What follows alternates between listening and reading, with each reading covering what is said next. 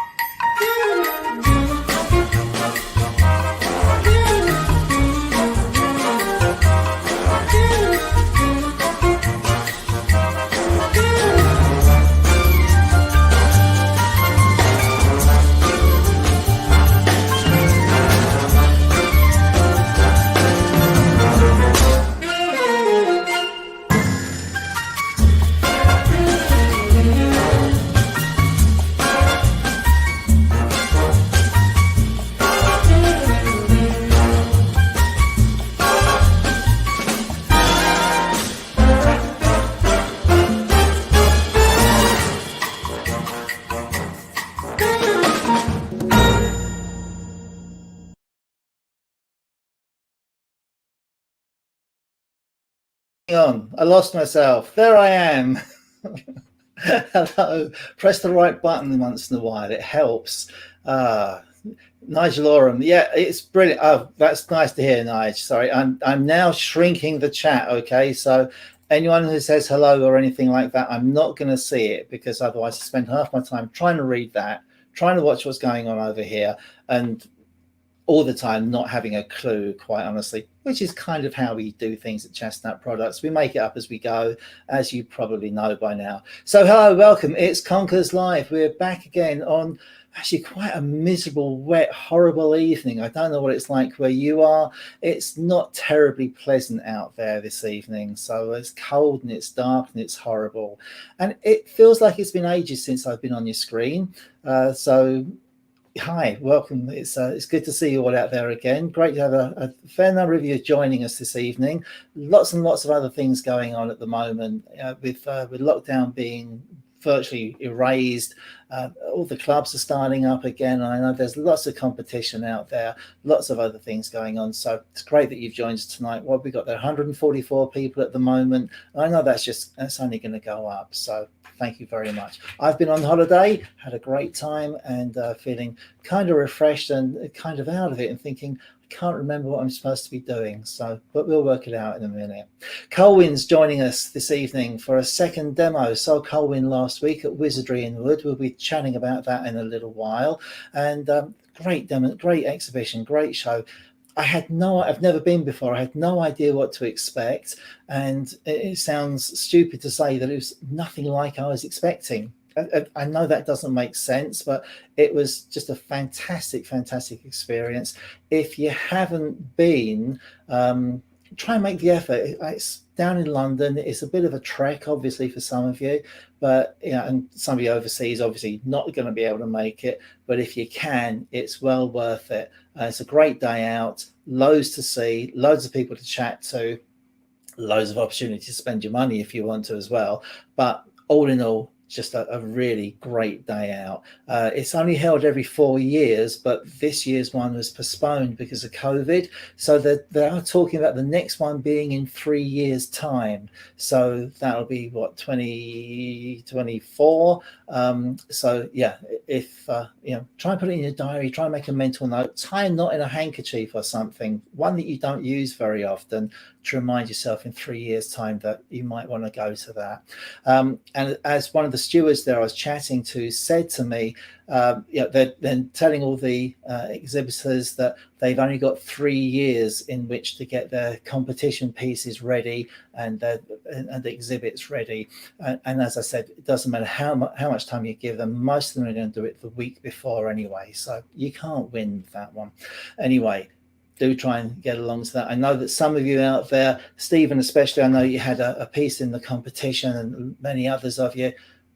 Fantastic work up there. Really was really good. I'm going to stop talking about it. I'm going to bring Colwin on screen now, and he was there with his stand. And if you should have had the newsletter, the little bulletin about the about Conkers Live from us, and that had the what did it have? I don't know what it had. It had the picture of Colwin on his stand there. So Colwin, I'm going to bring you in now. Let's unmute your mic and bring you in. Hang on, let's be a little bit. There we go. Hi, Colwin. How are you? Hi, Terry. How are you? All good. Excellent. You're absolutely loud and clear. That is a really good. Really good sound. Hearing you perfectly. Did you enjoy Wizardry in the Wood?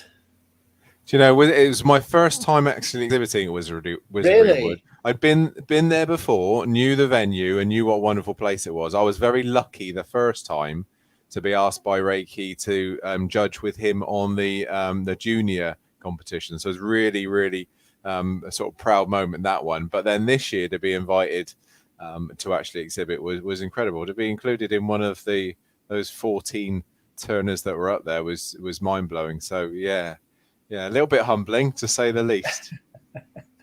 Well, I don't know why you should feel that, because the standard was high, and you certainly were of that standard. There's no reason to be humble. So it was, there was some fantastic work there. And what I really enjoyed was that there were a couple of turners there that I didn't know, that I hadn't come across before, exhibiting super work. And I'm pleased to say most of them finished with chestnut products as well. So that's always a bonus for me.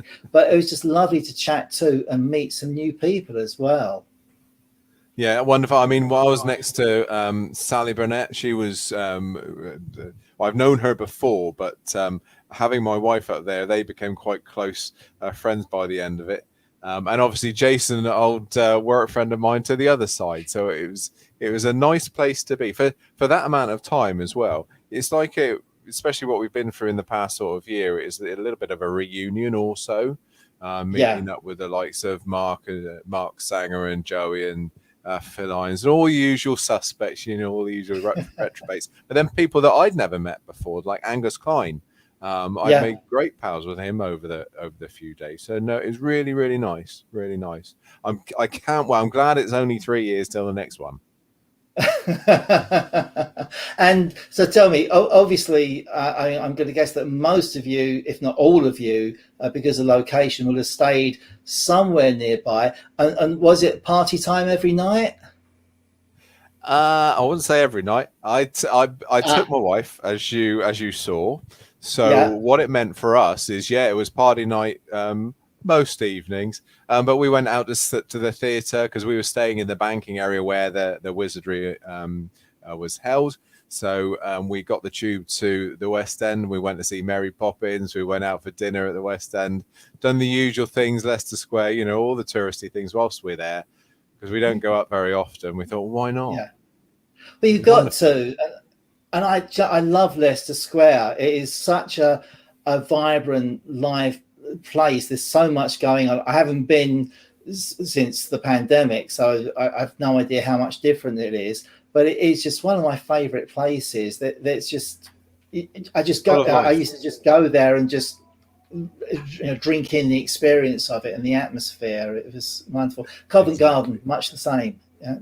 We went again, Covent Garden. We done the rounds there. We went through Chinatown. It was a wonderful experience coming from the country, which is where I'm living, and I have done all my life sort of thing. To go up to the city and for that amount of time was a real treat. You know, I was pointing everywhere. Look at that! Look at that! But that's really nice, I think, and it is. It's great to have an excuse and a reason to go there and to be able to get away for a few days. So that's good. And obviously, a great opportunity to show what you do and make new friends. I'm sure a lot of people came up and spoke to you who have seen you on the on your wisdom thing, the Axminster. Woodworking Wisdom. Thank you. I couldn't think of the name of it. Who have seen you on screen and not had the opportunity to meet you before. So I'm sure there was a lot of that going on as well. There was a steady stream. I was saying that I was really pleased that I had my wife there, because if it wasn't for her, I wouldn't have sold anything, because I was talking to so many people and shook so many hands. It was wonderful, putting faces to names that you only see in the chat in YouTube. It was great. Yeah, definitely. It was. I've done a couple of shows, a couple of exhibitions, a couple of demonstrations even recently, and it's been really good to actually do this in front of real people. Much as I enjoy doing this, it's just that little bit better with real people out there. So absolutely. Yeah, definitely. All right, mate. I'll take you off screen for a couple of minutes. Let you get your last few bits ready, whatever you need to do, if anything. I bet you're probably all prepared and ready to go. So be back with you in a couple of minutes, yeah? Okay. Cheers. No, put him back on. That's a good job he wasn't doing anything he shouldn't have been, wasn't it? I double-clicked there by mistake. So, Wizardry in Wood. And a couple of the people up at Wizardry also feature, and I'm going to give another unashamed plug. I did this in our bulletin recently, to our wonderful wood turning calendar for 2022. I should have planned that better, really, shouldn't I? And actually, we've got, if you were with us last year when Colwin did his demo, I'm just flicking through here to find his page. It's disappeared completely. So there we go. So that's Colwin's page in the calendar. I hold it up properly. So that's his smokers that he made for us last year, as you may recall. Lots of other stuff in the calendar. I'm just flicking through at random here. We've got Pat Carroll. He's been on Conkers Live for us. Who's that? That's Emma Cook. I couldn't remember who that was. So Emma Tiny Turner, she's featured in there. We've got that's Chris Fisher, the blind wood turner. Turn the page if I can. There we go. Stuart Farini, another Conkers Live stalwart, and I know he's out there. Hi, Stuart. I'm not watching the chat, so I can't see if you're answering. And B and Andy Matthews there with the lovely acorns rattles there. So that's our wonderful wood turning calendar for 2022, available from our website. Only £7, and if you're not buying anything else at the same time, click the link to go to the PayPal page, and you can buy it it's £7 plus postage. If you're buying just that, if you're buying some other stuff from us, then you can just add it into your basket, and you don't have to pay extra for the delivery. So well worth it. And obviously each month has got as well, just to show you that as well, the bottom half. So loads of space there to write all your important dates when you're going to shows, when clubs are meeting, when the newsletter's coming out, when Conkers Live is going on. So you can add those in all the time. So lots going on there. Righty, so how are we doing on time? So because I'm trying my best not to lose track on it. And it's just about 7:30. So Colwin, if you're ready for your demo, I will bring you back on. I can see him standing there waiting in the wings. So Colwin, I'll bring you back on if you're ready to go. There we are. Good to go, mate? Already? All good, yeah. Right, lovely. Okay, so ladies and gentlemen, Colwin Way, over to you. Lovely, thank you very much. Well, hello everybody. Another installment of Colwin's Christmas Crackers. It is a Christmas decoration that we're looking into making. And yes, it's October, so we were probably a couple of weeks too late, if I'm honest. But I understand, as wood turners, as makers, you need to make stuff to get into the shops for the run up to Christmas. So that's why it starts a little bit early. Generally, if you were listening to the smokers last year, generally my Christmas starts around about August, ends around about March.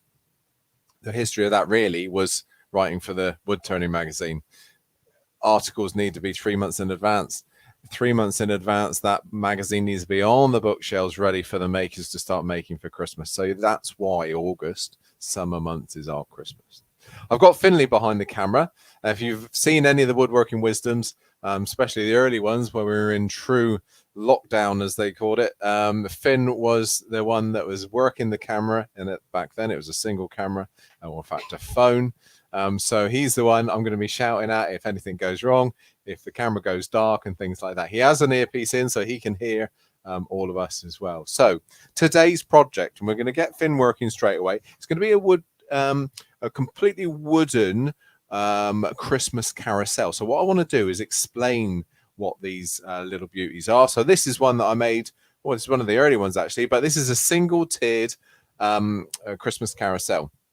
What the idea of them is you might see on the bottom there's 4 tea lights, and they're held by wooden holders. Those tea lights are lit, and then the rising heat moves the impeller around. In turn, that moves the scene with the Christmas trees and the snowmen at the bottom. Now, Christmas carousels or Christmas pyramids have been made in Germany, and it is again one of my favorite parts of Germany, where the smokers, where the nutcrackers come from. So the Erzgebirge Mountains, the Ore Mountains they're called, in eastern Germany. And this is just a single tier. Like I said, we move on to the 3 tier, which if you get the wood turning magazine, you would have seen. I think it was last Christmas I featured this one. So there you can see 3 tiers. Now the only difference with 3 tiers is obviously it takes a lot longer. You can add more scenes, but you need more candle power to drive a bigger impeller. That's the thing, because things get heavier. And in that particular one, we've got our angels at the top, followed by the nativity, or sorry, the 3 wise men at the bottom with their gold, frankincense, and myrrh. And then down the bottom, we have the actual nativity, which is there, including sheep, the little manger, and Mary and Joseph there as well. So great fun to make, a multi-piece creation. The one we're going to make today's got 40 pieces. I'm not going to make 40 pieces, so I'll talk you through it in a moment.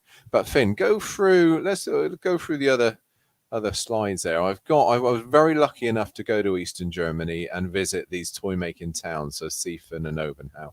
And this was stood outside Christmas pyramid shop. It stood around about 30 feet high. This wasn't driven by candle power; it was driven by a motor. But wonderful to see, huge creation. Now I did actually go into that shop and buy my first Christmas carousel to take home.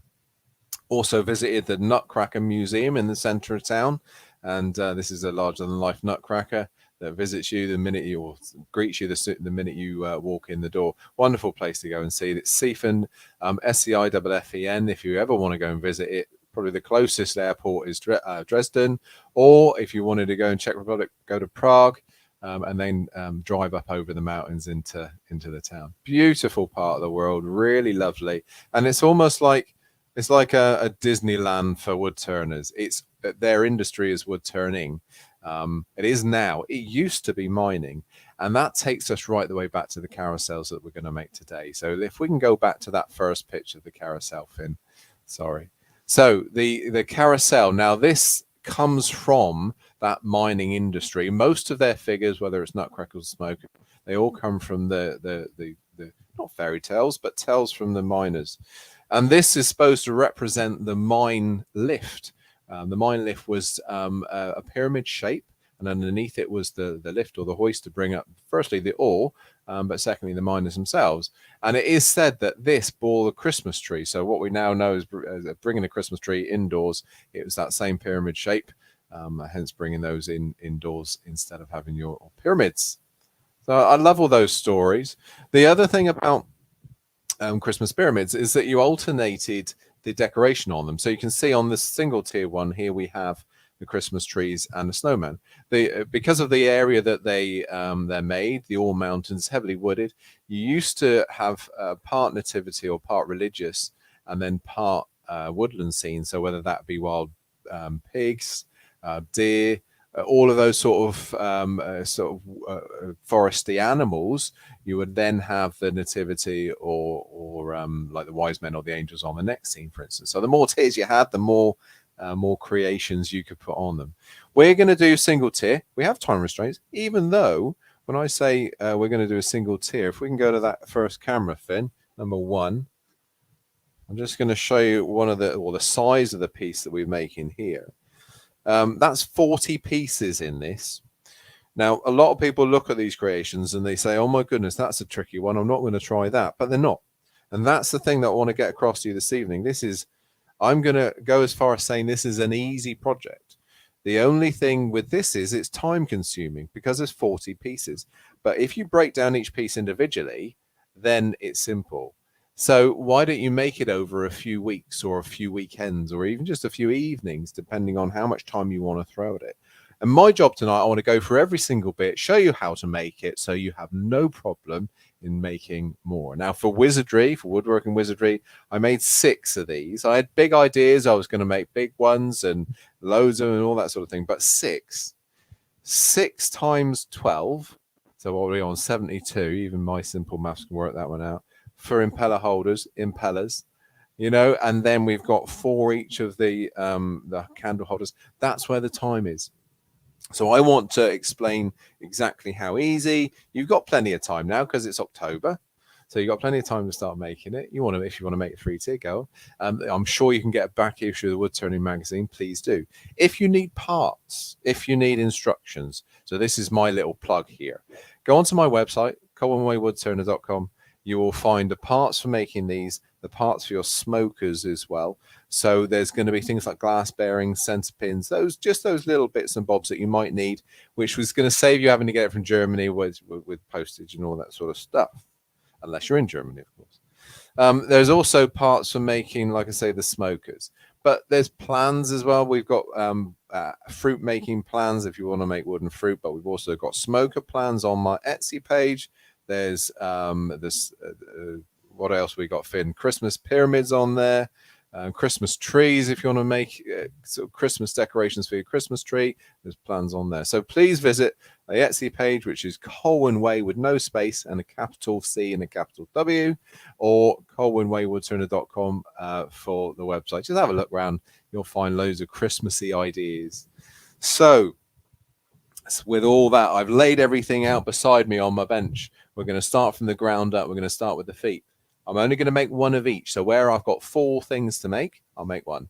Where I've got 12 things to make, we'll make 1. Because you only need to see it done once, and then you can start making your dozen pieces of impeller holders, for instance. There's lots of work holding ideas along the way.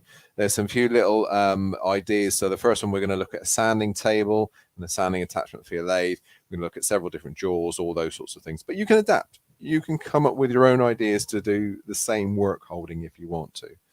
I'll be guided by you guys. Terry, you're going to tell me at 8:30, I think it's 8:30, we're going to stop for a break. Just shout at me because I'm just going to be rolling on and we'll have a quick break. But here goes. So first of all, let's just have let's show you all where our cameras are today. So Finn, like I said, he's on his camera. This is camera 1. It's the whole workshop view. You can see all my cardboard tools at the back. There's only 3 of them that are actually real. All the rest are just there for decoration. But number 1. Number 2 is the usual overhead. Not the best shot at the moment because we haven't got the right project on there, but that will change. And then number 3 is the usual down the line. That should capture everything for us on this project. Should do the whole work. So we're going to start off and not turn. We're going to start off with a flat piece of work. So I'm going to continually bring up the one we have made here. Now this is my workshop one. Okay, just stays in the workshop, travels around with me to do this exact demonstration. But it's made up, like I say, of those 40 parts. We've got a center pin in the middle, and then underneath that center pin there is a glass bearing.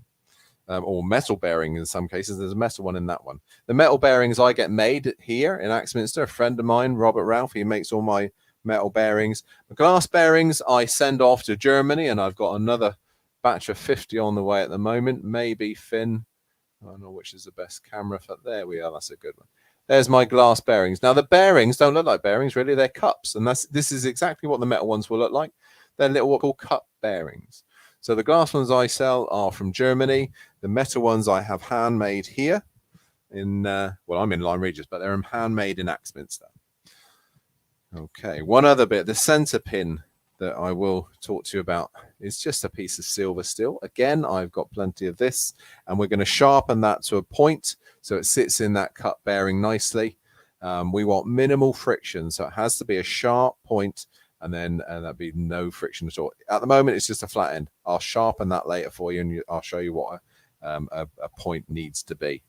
But there, that's what we're going to be doing. So I think we'll start. So I'm not going to use my tool rest to start with. So tool rest can just pop back there just for the minute. What I want to be able to make is my feet. So the feet look like this. So those are the feet. Maybe number 3, Finn.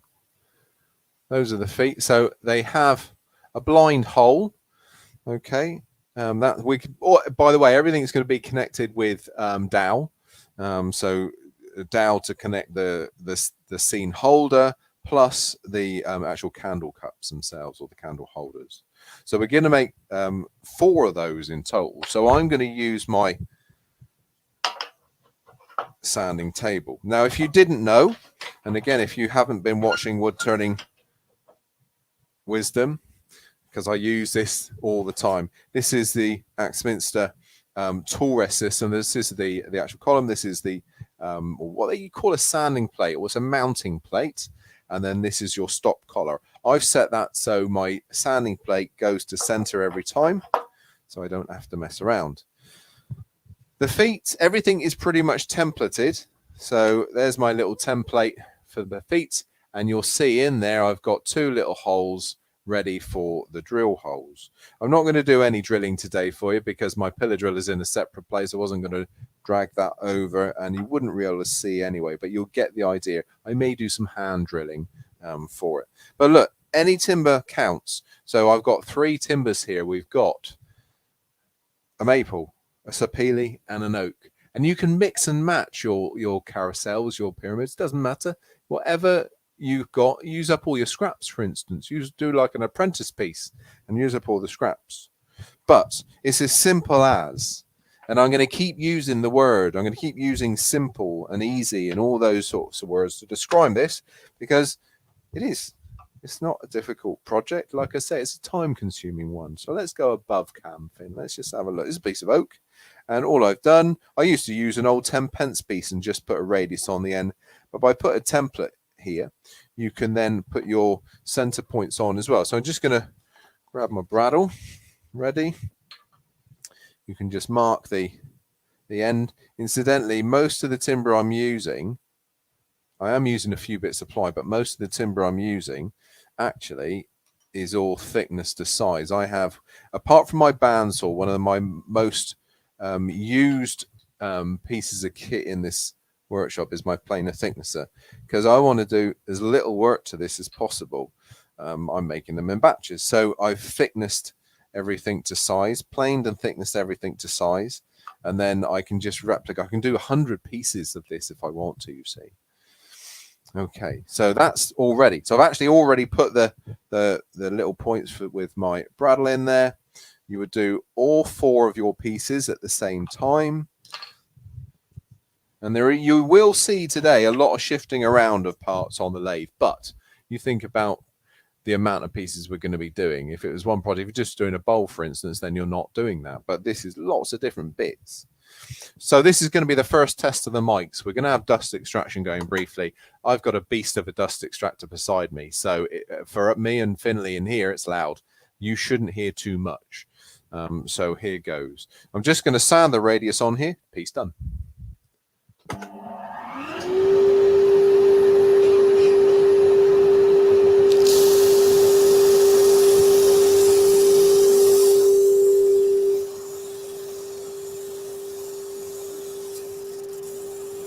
Obviously, you're going to do 4 in total.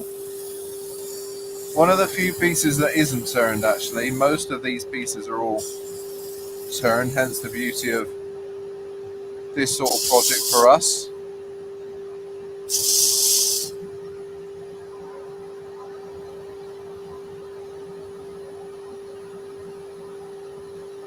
There we are, that's a better view for you. So just sanding all the sides. This is 120 grit abrasive in here. There we are, we got 1 foot done. Now just to show you, let me get my drill. I will put a couple of 6mm holes in that, and it's 6mm dowel that I'm using. I don't like to do this because I have no way of gauging how far I'm going, and I don't want to go through the bottom of these. But if I go through the bottom of this, I'll hit the bed of my lathe. You can't see this. Let me just put a token gesture of a hole in just to show you where we are.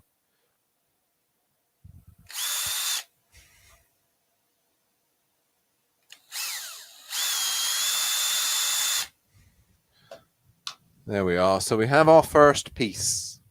Like I say, 4 of those needed. So dead simple to start with. That's a nice little setup. It gives us another use for the lathe. We've now got a sanding disc or a disc sander. One machine we don't have to buy. The lathe is such a versatile tool, we may as well use it to its full capability. So I'm just going to keep that bit handy. I'm going to put that in the shelf behind me, and we'll keep going as we make our pieces. We'll then just pop them behind us there. Incidentally, I was showing you earlier, these are the downloadable plans. If you do want to get one, go on to my Etsy page. There are plans to make all sorts of Christmassy decorations, carousels and smokers and Christmas decorations, that sort of thing. So yes, we are going to put all of the made parts behind us as we make them. So we got 4 feet in total. Now we're going to move on up. We're going to go to the actual candle cup. So let's get our made one up again. So if we think of this one here, we've just made the feet at this point. We're now going to make these guys here. So the actual bits that hold the tea light themselves. And within that, I don't know whether I've glued these in. No. Within that, you've got the tea light holder.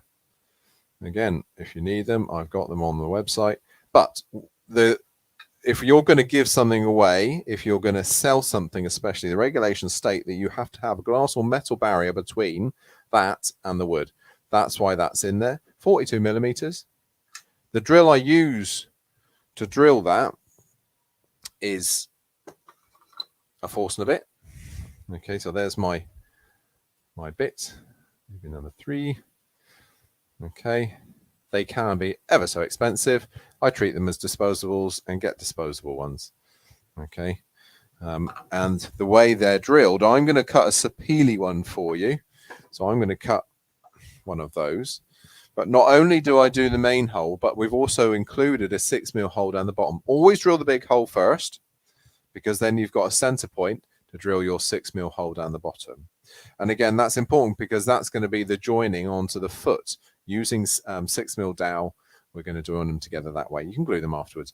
I like to make sure that these things are they come apart, they disassemble. So then after Christmas, you can put them in the loft. They're not going to get damaged or broken. So put them in a box and they keep safe. You wouldn't want to use a drill bit like that in a pillar drill, holding that by hand though. That's far too dangerous. It'll grab and it'll probably take your fingers with it. So the most important thing to do is do it in sections. So there we are. Pop to number 3, Finn, would you? So there we are. As you can see there, what I've done, it's a nice large section. You can get that clamped down on the pillar drill nicely. And then once you've got it all drilled out, then you can start cutting through each individual section and you've got pieces that you can put on the lathe. So that's our next bit. That's what we're going to do now. I'm going to do that sapele one for you. We get rid of our sanding table just for the minute. We will need to use it again later.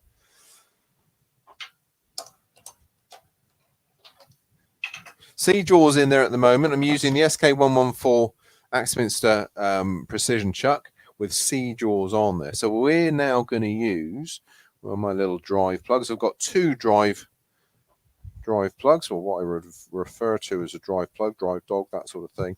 And they're just going to sit inside and dry for me. I've got them set up to go into the C-jaws, and that's a bit of scrap wood. There's nothing more complicated than a bit of scrap wood.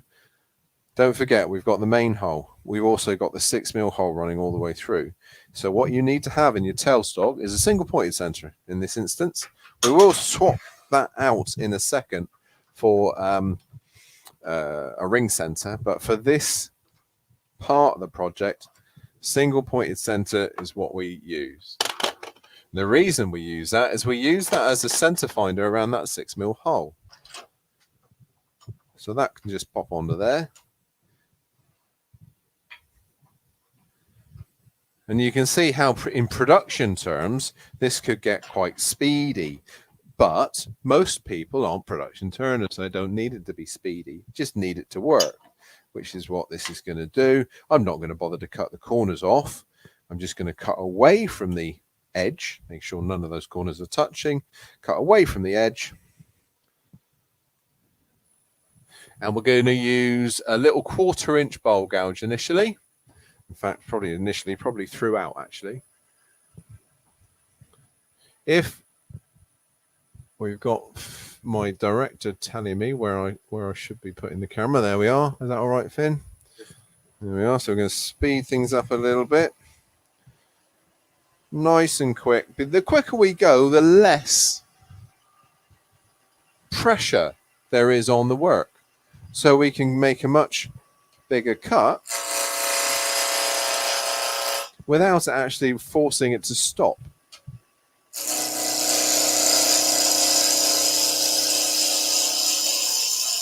And like I was saying earlier, the timber before I cut it to length is actually surface planed and thickness to thickness. So I don't have to do anything to the bottom or to the top there, apart from cutting the outside shape.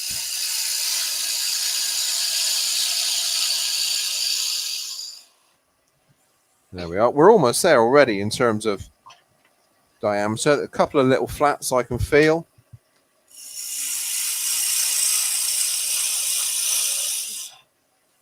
There we are, down to solid round. So now I'll make the shape. So we're going to do a little cauldron shape.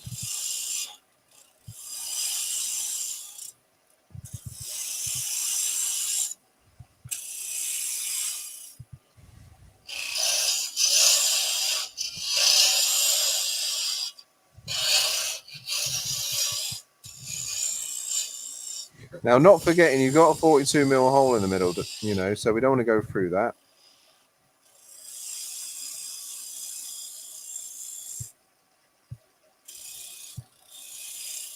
So there's 4 of these to make on your carousel if you're making a single tiered one.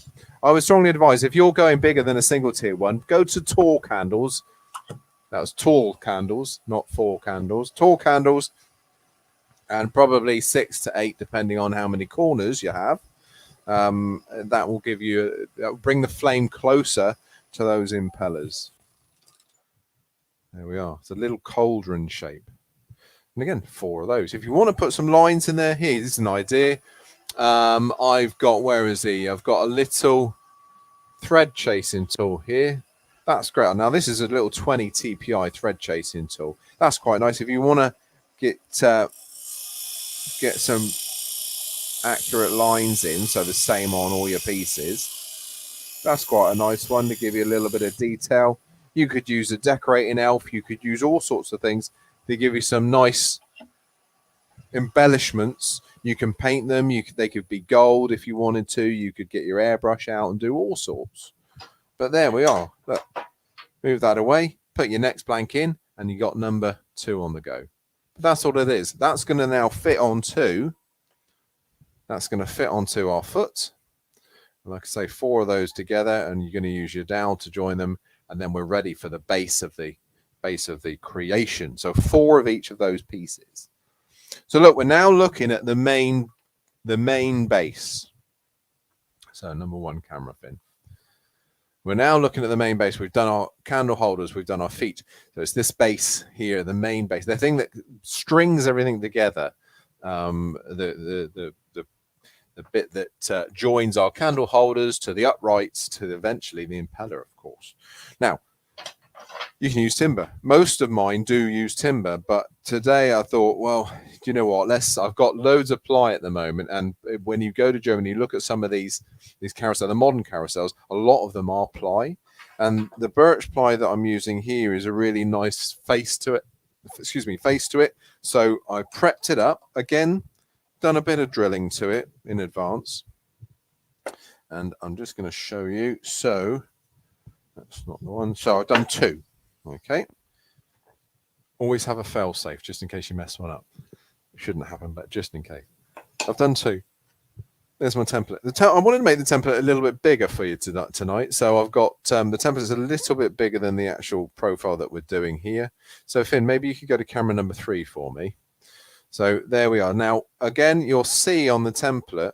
Now, I've just got card here. You can use a thin ply. You can use Foamex, anything like that.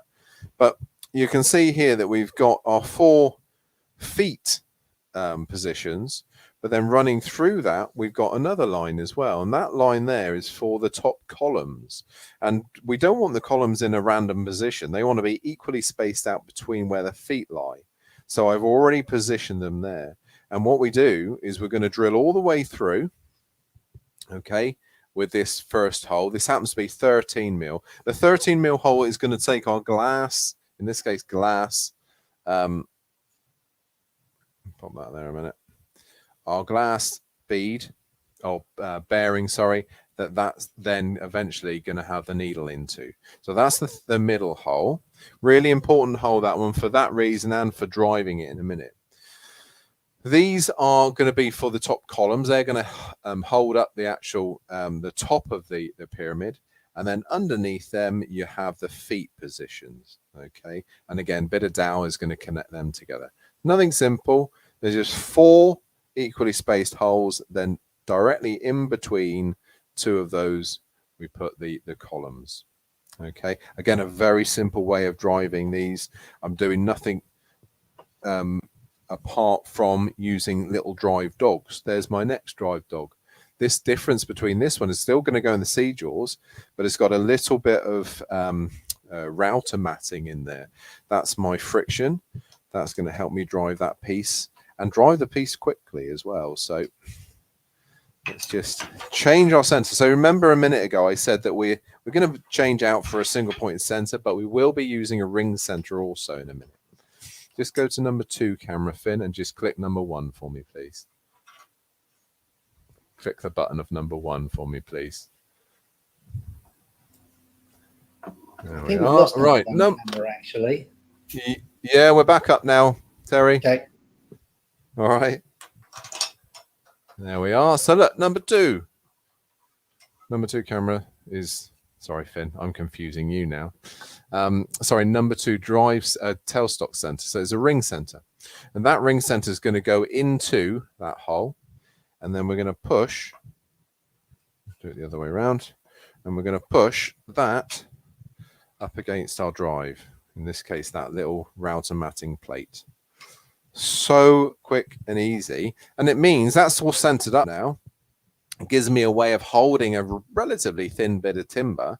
And repetitively, I can do 100 of these quite quickly just by doing that, you see. Number 3, Finn.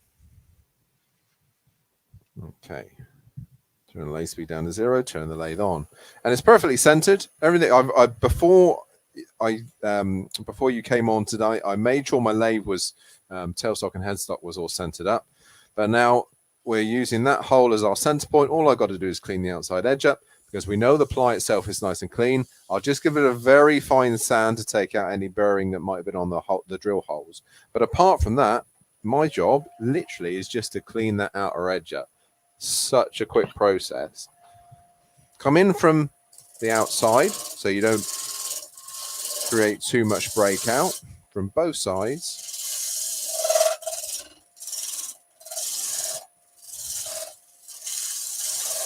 I think we're already there.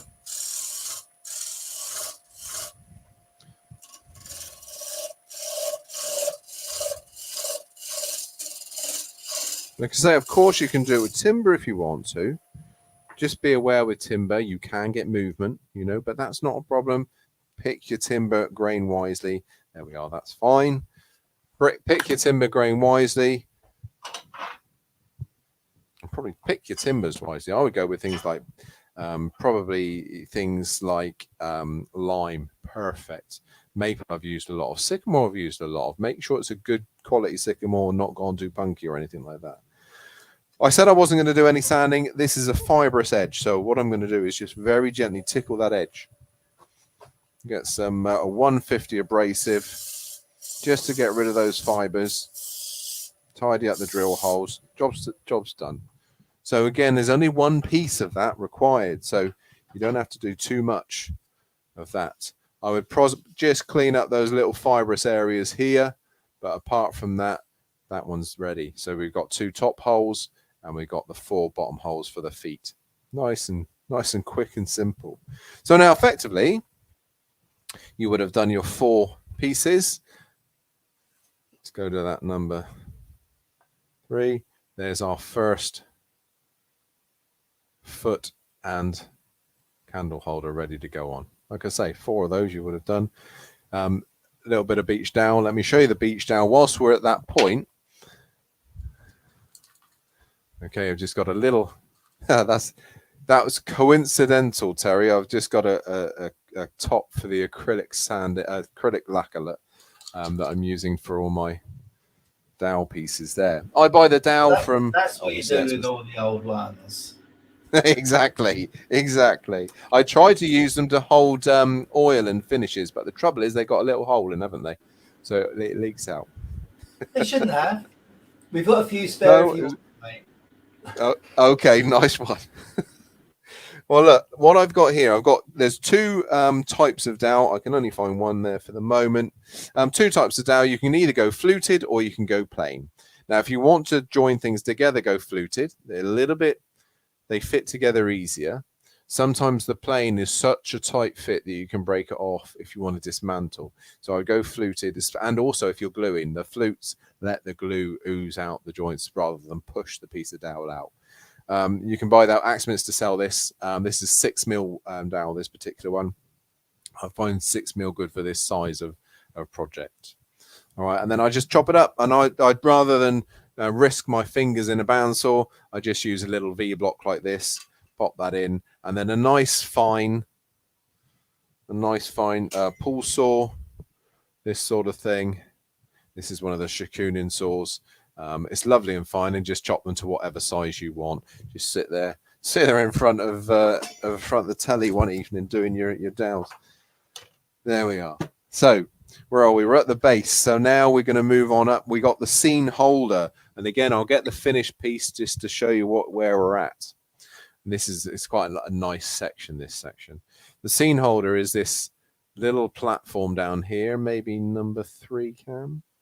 There, that little platform down there where my finger is. Okay, and as well as the scene holder, we're then going to do its little column. Now, if you look at the column, there's actually underneath this section here, you've got a tenon fitting into a hole on the actual platform here. But the top is just shaped nicely into what is the pin. So that means there's a hole running all the way through that. That hole is 3mm. Drilling a straight true 3mm hole is not the easiest thing to do. So we're going to look at that. But let's get the scene holder done first. We're going to create, or we've already created actually, the hole for this. And it's a 10mm hole. He says, no, it's not. It's an 8mm hole. There we are. So these are my blanks. This one's already made. And there's no guessing how this is done. It's done in the same piece and same holder here. These are my blanks. So this is a piece of ply. This is a piece of tulip. Let's do a little bit of tulip as we've done a bit of ply already. Okay. It's an 8mm hole. I think I need to go back to my single pointed center. Yes. So you can see we are moving around between centers. We're moving around. Well, later we will be moving around between jaws as well. But there we are. There's my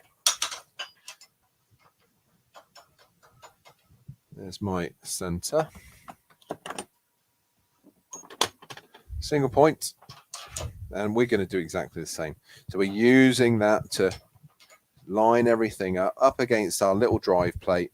And that drive plate is no different than the way the way I would reverse bowls. It's the same type of thing. So I'd use the tailstock with the bowl up against the face to take the foot away. It's doing exactly the same job here.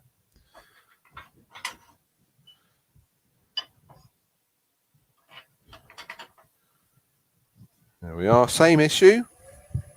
Same job, sorry. No issues. Little 1/4 inch gouge. Nice and quick, about 2,000 revs in this case. I'm just going to clean up the edges.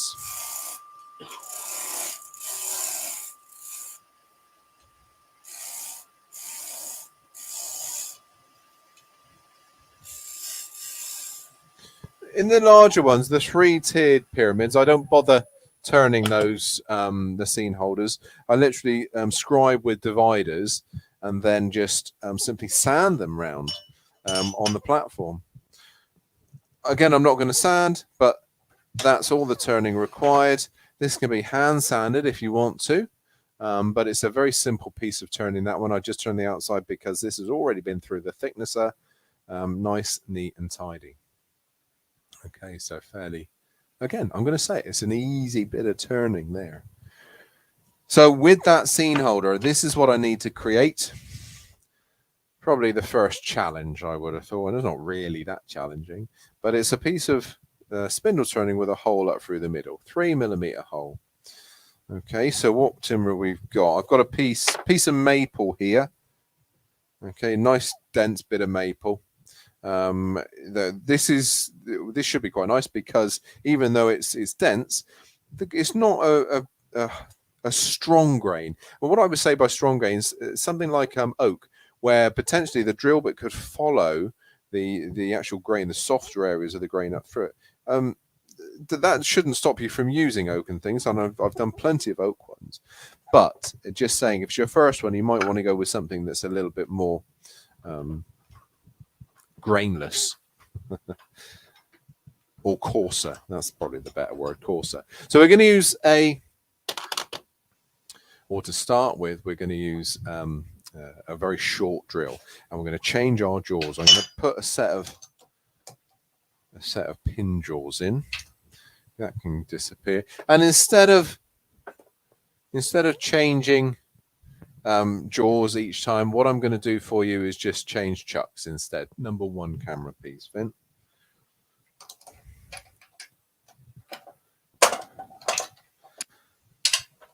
So I'm going to change chucks instead. Pop that one there. Some of you may recognize one of these chucks. Some of you might have a love-hate relationship with this particular chuck. Some hate them, some love them. My personal favorite chuck and jaw. Number 3 camera, please, Finn. My personal favorite. They are known as knuckle dusters. You have to be really, really careful to them. However, this is a chuck and jaw that I grew up with as an apprentice. And yes, it did bite me the first couple of weeks, but now it's like touching an electric fence. Your body takes a natural aversion to it. But if you're new to turning and you don't have a set of these, there are other alternates out there now which are much safer. Okay, so I'm not advising you to get those because you can get something different. If you have them already, this is how I use them. I would say something different would be pin jaws, what used to be called little reared-in jaws. So those things. Now, the difference between these and what I'm using, these don't have corners as much because they're round. They're made for wood turners as opposed to engineers. Okay, so they'll expand out and you've got far more or less of a void. This is much easier and it closes down to 0 like my jaws here do. So I would probably go for those if you don't own anything like it already, as opposed to these knuckle dusters. So our timber, we've got a bit of maple. We're going to use that in the jaw. And you'll see me use these jaws quite a lot. Okay, and I'm going to center it up. So there's not a lot of pressure here, so don't worry. Don't think, oh, that's going to fly out the chuck. The thing is, I'm only using this to drill. And I find this really important that we're going to drill the hole. And then if the drill does wander any amount, the the hole is always going to be centered, because we're going to, now once we finish drilling it, we're going to then use those drill holes as our center points and turn around them, so they're always in the middle. So drill chuck is next, and we're going to start with a short stubby drill bit. We want that short, or the job of that short stubby drill bit is to create the guide hole for our long series drill bit.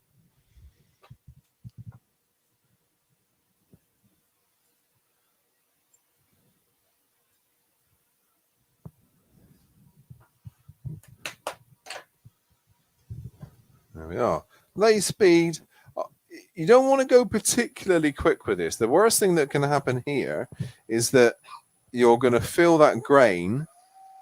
Sorry, you're going to fill the twist of the drill bit with timber, and then it's going to start wandering. The other thing is just keep retracting the drill bit. What we don't want to do. My center, you know, I said I checked my center. It's not actually center. Let me just move the headstock a little. That's better. Now we're centered. Yeah, we don't want to clog the drill bit. We've got to keep removing the swarf, because the minute the swarf builds up, you're going to have a wandering drill bit.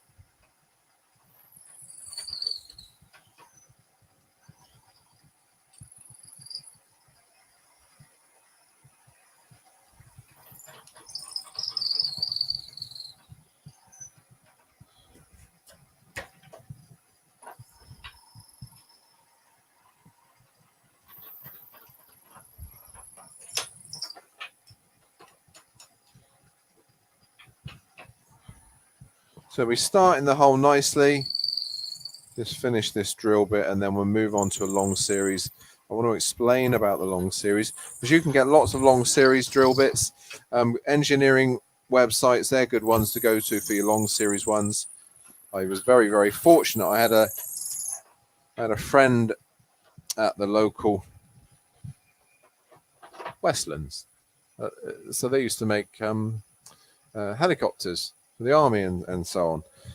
And their accuracies for aircraft are far greater than ours for woodworking. And so their Friday afternoon drill bits, the ones that they deemed not accurate enough anymore, were thrown out. So I used to get loads of the things of all lengths and all sizes. And this is my 3mm version that I still use to this day. And I've had this probably about, well over, it was certainly before I started working at Axminster, so about 25 years, I would have thought. Still very, very good. Let me make sure I've got enough exposed, and we have. Certainly good enough for what I do. So what I'm going to do now, again, nice and careful. Make sure you clear the swarf regularly. And this sort of approach applies to most projects. You know, if you're doing long hole boring in lamps, I always tend to go to do the hole first and then use the counterbore to hold that lamp, for instance.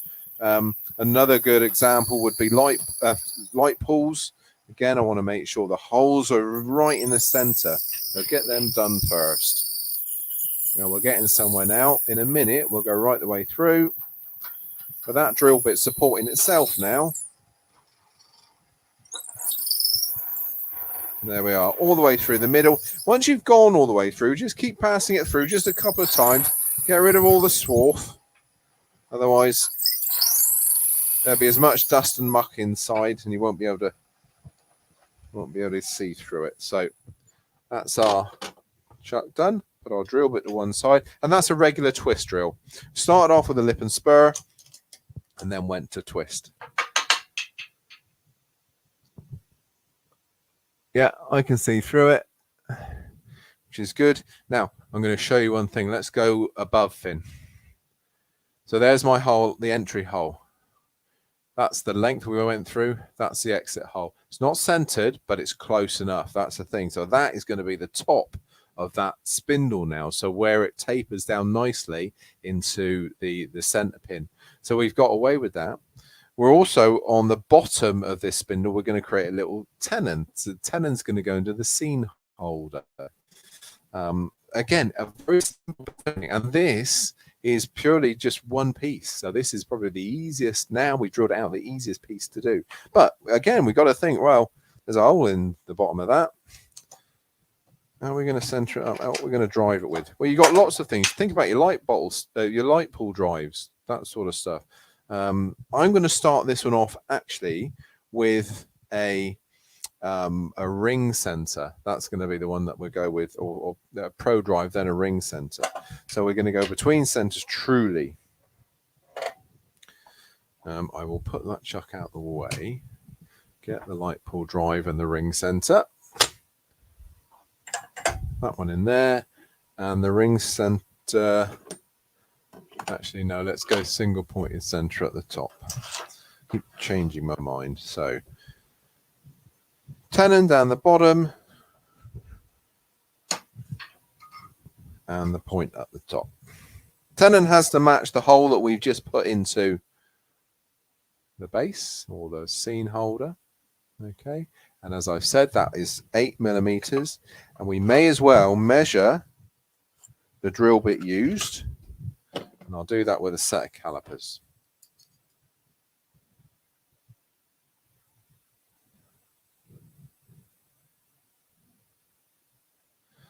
There we are. So that's going to be our tenon.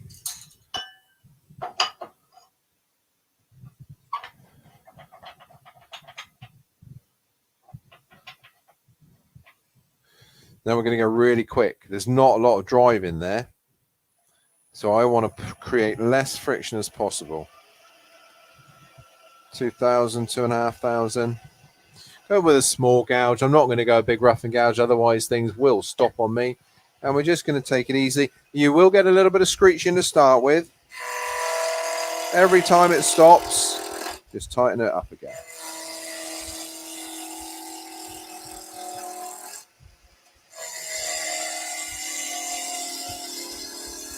So we're using a little 1/4 inch bowl gouge here.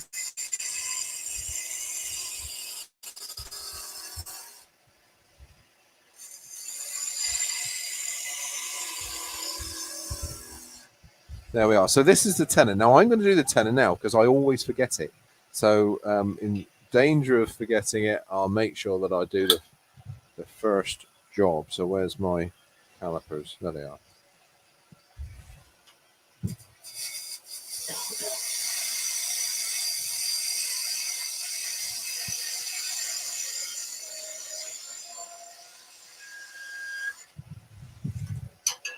Now we can start thinking shape. We got a tenon. I will check that tenon in a minute, by the way. I'm not just blindly turning.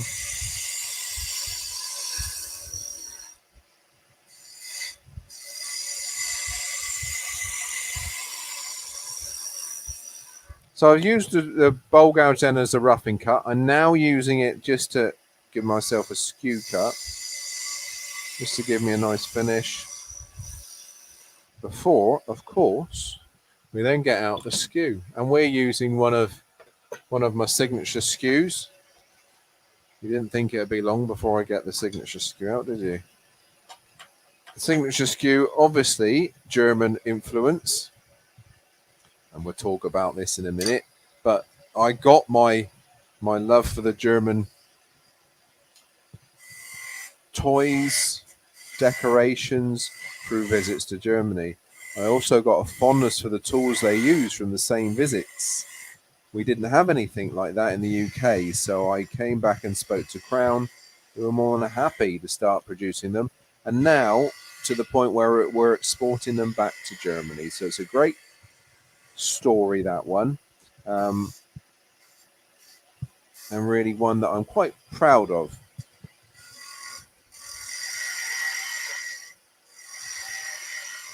And I have no link to Germany apart from a real love of what the craftsmen do, what their history has been, and generally of just the place and the people. I think it's a wonderful place, that especially that Eastern Germany part in the mountains there. Okay, so now we're going to move on up. Let's do a little feature at the top. This is going to go down into or onto the center pin.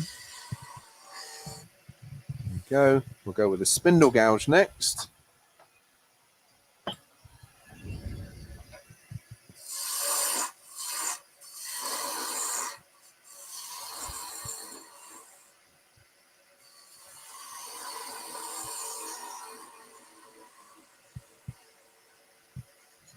That's the top. Now we'll do the thinnest part of the whole thing.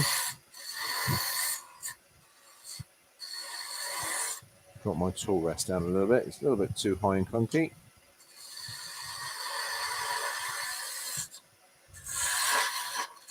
Get rid of some of the waste. Now remember, there is a hole in the middle, so I'm not going to go too much deeper than that.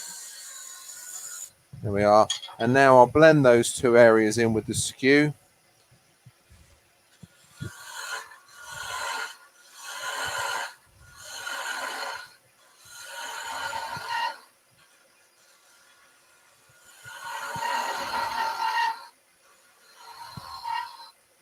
Always need to see a curve on this sort of thing. If you see a flat at the bottom, then you need just to work a little bit more. Make sure that curve is flowing throughout.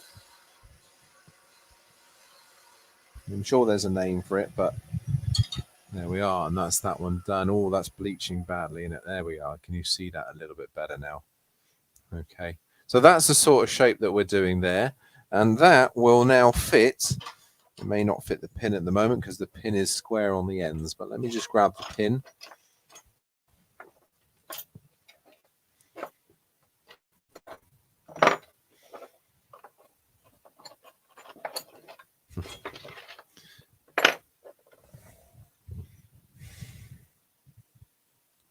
Good stuff.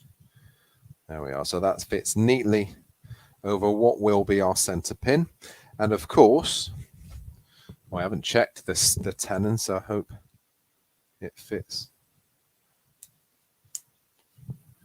There we are, fits our tenon as well. So by the time we sharpen the bottom of our center pin, that'll be a nice little scene holder to rotate around and pass through the top or the archway of our carousel. All right, so there we are. I think we can get one more piece in before we break. And moving on upward, staying with a very similar type of turning, we have to create the columns that eventually hold our archway here. So it's these guys here. Now these link directly to the main large base that we've done right at the beginning and then into the archway. Okay, so I think we can get those done, or one of them at least. And again, we're only working on two pieces this time. There's only going to be two of them. I'm going to go to a single pointed center, and in the headstock, the drive end, we're going to go to a ring center, something we haven't used yet, or safety center is another name for that. So safety center is right there. Okay, so I've got two timbers to play with. I've got either another piece of maple, another piece of sapele. We haven't used sapele yet, have we? No, we haven't. Let's use a big piece of sapele, as we haven't used it. I would take your time and make sure that you center up each piece. Okay. I'm rushing and I'm not centering them up. I'm just Brad pointing them. But of course, you want both of these pieces to make both of them to be the same because they're going to stand next to each other. Okay.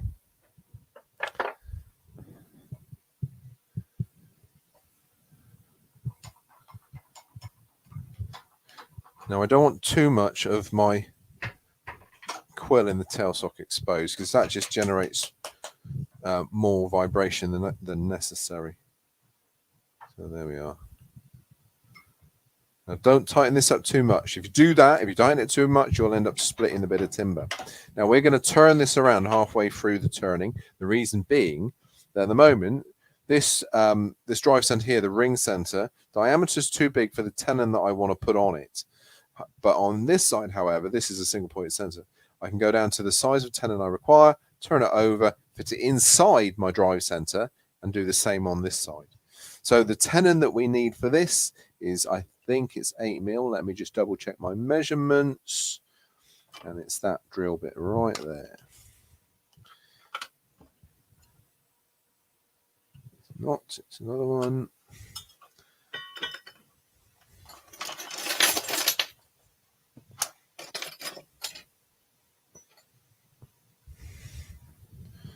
I'll give you that measurement.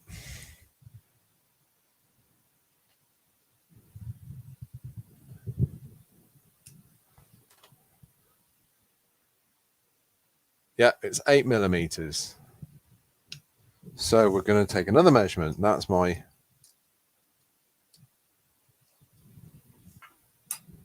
caliper setting. Let's go straight in with the skew chisel.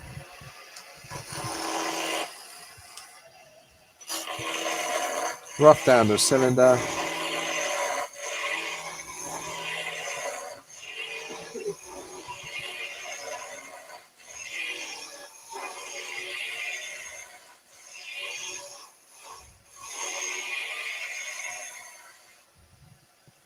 There we go.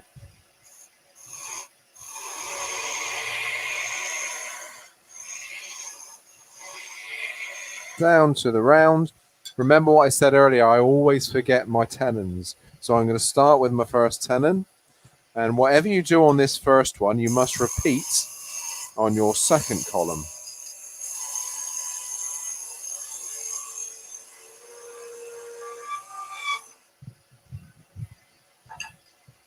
That can be now turned around, and that tenon now fits neatly inside the ring center, so even stronger. Now I'm just going to try and get a few other camera angles for you just to get better view.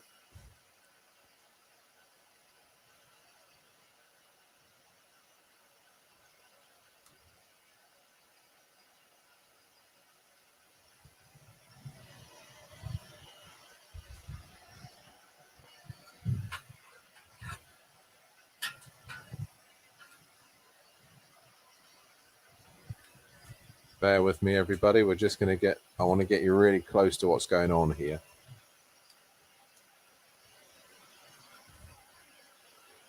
Because everybody always wonders about the skew chisel, and it's always a little bit of a mystery.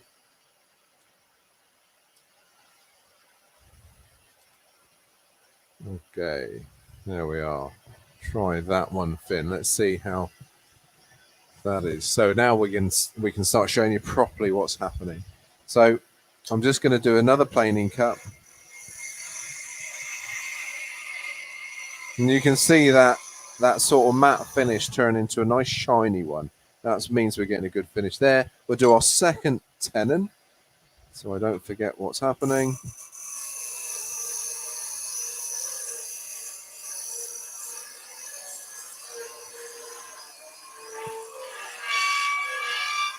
And there we are. So we have our tenon. Do you know, it's not, I don't worry too much about getting that overly precise. You saw a minute ago that the center spindle that we done actually went into that platform nicely. Because these are such small pieces, even if you get them slightly small, you can still force it in. And then if you've done that, it's a really tight fit as well. It's only if it's actually not even entering the hole, which you would have to take a little bit more diameter down. Rather it that way than being so sloppy that you have to glue it. I want to be able to not have to glue it if I don't need to. So let's do just a simple shape. I'll do first bead down here.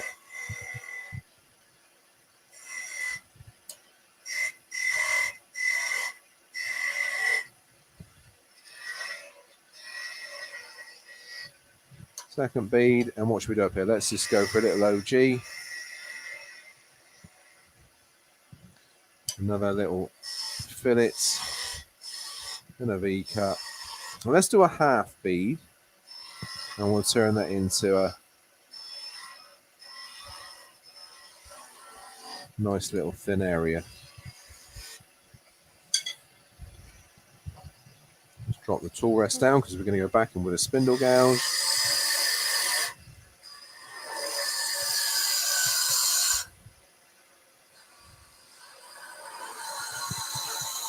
nice and thin. We'll go back with the skew.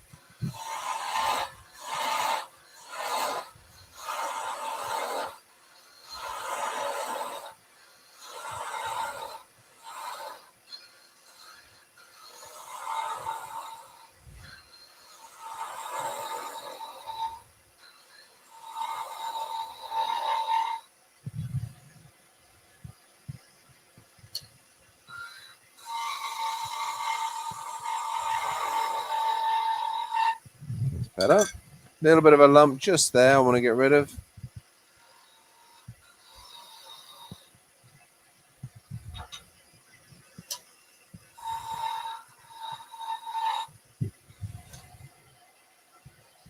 And again, I would normally sand that. I'm not going to bother sanding that tonight because I don't want to generate too much dust. But 2 required. There we go. Oh, 1 or 2 required. So I think that's 8:30. Terry, do you want to have a break there, and we can then go from the archway upwards after our break? Yep, that'll be perfect. Hang on, let's get the right. There we go. That's the way around I want it to be. Yeah, that'll be great, mate. Really enjoying the demo, and I can tell everything's going really well because it's very, very quiet in the chat, which means everyone's paying attention and watching what you're doing. So, no, absolutely loving what you do. Can I ask a question as a complete non-turner? I think you're using it still there. The center you're using, you called it a safe center. Yeah, they're referred to as safety centers. No, safety centers. Let me get it close to the camera. The reason being that where a regular drive center either has a prong or a series of teeth. Okay, actually, go to that other camera, Finley. Perfect. That's better. A prong or a series of teeth. This one literally just has a ring. So 2 things. If you get a catch with a skew chisel, for instance, the timber stops as opposed to creating a big catch. The other reason that I like using this, though, is especially if you have children using the lathe, they don't have any fear, so they just press as hard as they physically can. But this gives them a little bit of discipline, knowing that if they push too hard, everything stops. So it just gives you a great way of controlling the pressure that you're applying. Okay, brilliant. Sorry, just doing 3 things at once here. Thank you very much. I'd never realised that, so that's really interesting. Thank you. A question from Jill Clover. She's been onto your website and she can't find the plans relating to the Christmas carousel. Are they on there or on your Etsy? They're on Etsy. Yeah, they're on Etsy. The only plans that we have at the moment on the website are the fruit making ones. All the Christmas ones will be on Etsy. Parts to make all the Christmas decorations will be on both. It's in the middle of being transferred over at the moment. Okay, fantastic. So, Jill, if you head over there, you go. If you head over onto Etsy and search for Colwin Way, that's it. Yeah, Colwin with a capital C, no space between Colwin and Way. Yep, brilliant. Okay, I'm sure they'll be able to track you down on there. I did try to put a link into the description, but it wouldn't let me because we're already live on there. But we did run a banner for you, and let's see if we can get that going back again. There we go. So there's the link there's the address for Colwin's website. Jill's saying she's struggling with that. Jill, I'll see if I can find that for you, and I'll try and post a link to it or something into a banner across the bottom there for you. Colwin, we'll look for you also. All right, yeah, that'd be brilliant. We can put it in the chat or something along those lines. So, yeah, I'll give you a couple of minutes. I want to bring Paul Hannaby on screen, who I know you know. So I'll give you a couple of minutes. Maybe grab yourself a quick drink, loosen the larynx and that, and whatever. Really enjoying this. We'll be back with you in just a few minutes, if that's all right. Yeah. No problem. Yep. Brilliant. Thanks a lot, mate. So, Paul, are you there? There we are. I'm here. Evening, Terry. Hi there, Paul. How you doing? Good, thanks. How are you? Very good. Very good. Oh, hang on. Nigel, I'll ask that when I bring Colwin back later on. Sorry. You're too slow there. Yeah. So, Yeah, Paul, thanks as always for being out there and for running the Zoom for us afterwards. No problem.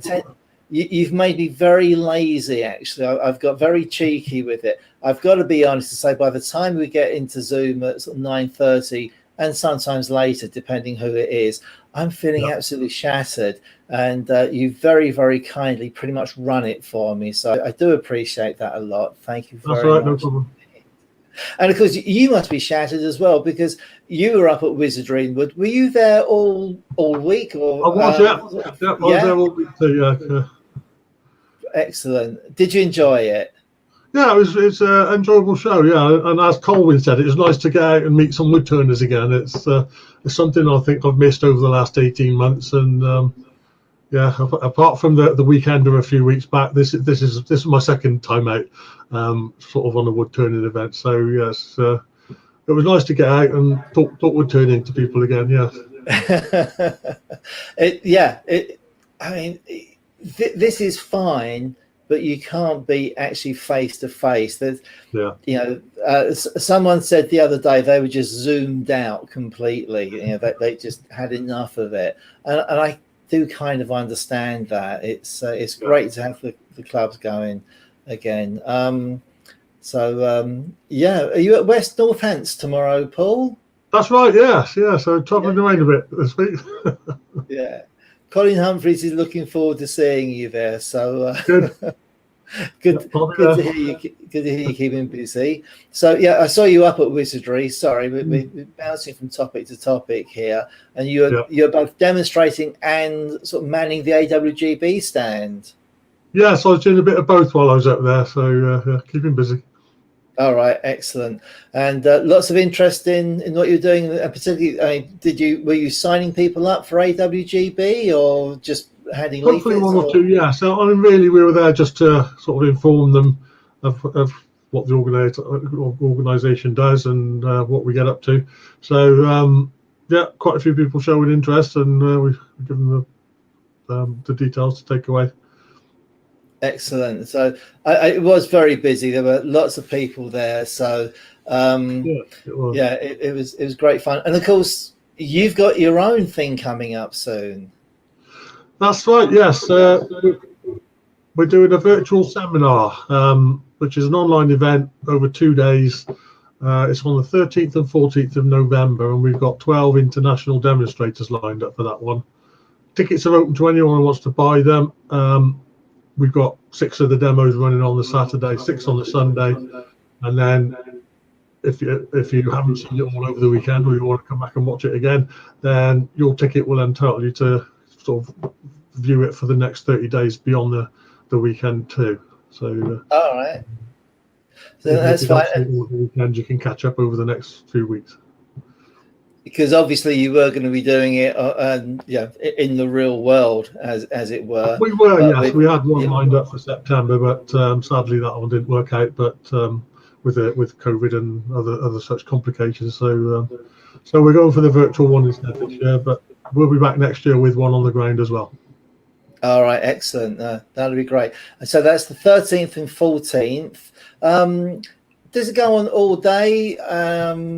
It is. It's from 10 a.m. until 8 p.m. That one, roughly. Okay. All right. Quite a late start. 2 days. Yeah. The Friday. Is there anything on the Friday evening? It's just Saturday and Sunday. All right, that's great. So I'm just looking at my calendar and thinking I might be doing something on the Friday evening, and I didn't want to clash with you, so I'm safe to do that. So no, that's fine. And who have you got demonstrating for you? We've got quite a lineup. I mean, some of them are the demonstrators we had from the seminar that we were going to do. From the UK, we've got Mary Ashton, Chris Fisher, Margaret Garrard, and Jay Herriot. And then internationally, we've got Pat Carroll from Ireland, Emmett Kane from Ireland, and we've got Michael Keys, Keith Gottschall, and Jack Vessery from the US and other side of the pond, so to speak. And then we've got Joss Nadjon and Jan Moreau from France. Excellent. So quite a starry lineup. I almost forgot Tim Yoder as well. Never forget Yeah, Tim. yeah, we've got 12. If anyone wants to look up the details, it's on. We've got a website running with all this on. It's awgbvirtual.co.uk. And better yet, if you look down below, you might need to click the show more or whatever, but there's a link to it as well. So everything's there. You've got that there. All right. And how much are tickets for the tickets are £65 for non-AWGB members or £50 for AWGB members. And that's for both days, yeah? That's for both days, and that includes the extra 30 days viewing after as well. Brilliant. It sounds like a great event, loads to see, and being able to watch it afterwards, because we streamed the weekend, and I know that there are a lot of numb bums around after watching that. 10 till 8 is going to take some devotion, but so yeah, I think it's definitely something people may well want to break down into chunks and watch. But yeah, well, I wish you all the very best with that. I'm sure it's going to be a great success. So yeah, come along, people, please support that. I'll bring Colwin back on. I think he's back in there. Colwin, have I got a thumbs up from you to bring you back in for a moment? Is that all right? And yes. Yeah, oh, there it goes. I wasn't sure how that was going to work for a second, so we're all there. Let's put us all on screen. There we are. That's a bit better, isn't it? We can all see. Hi, how are you doing? All right, Paul? Good to see you again. Yeah.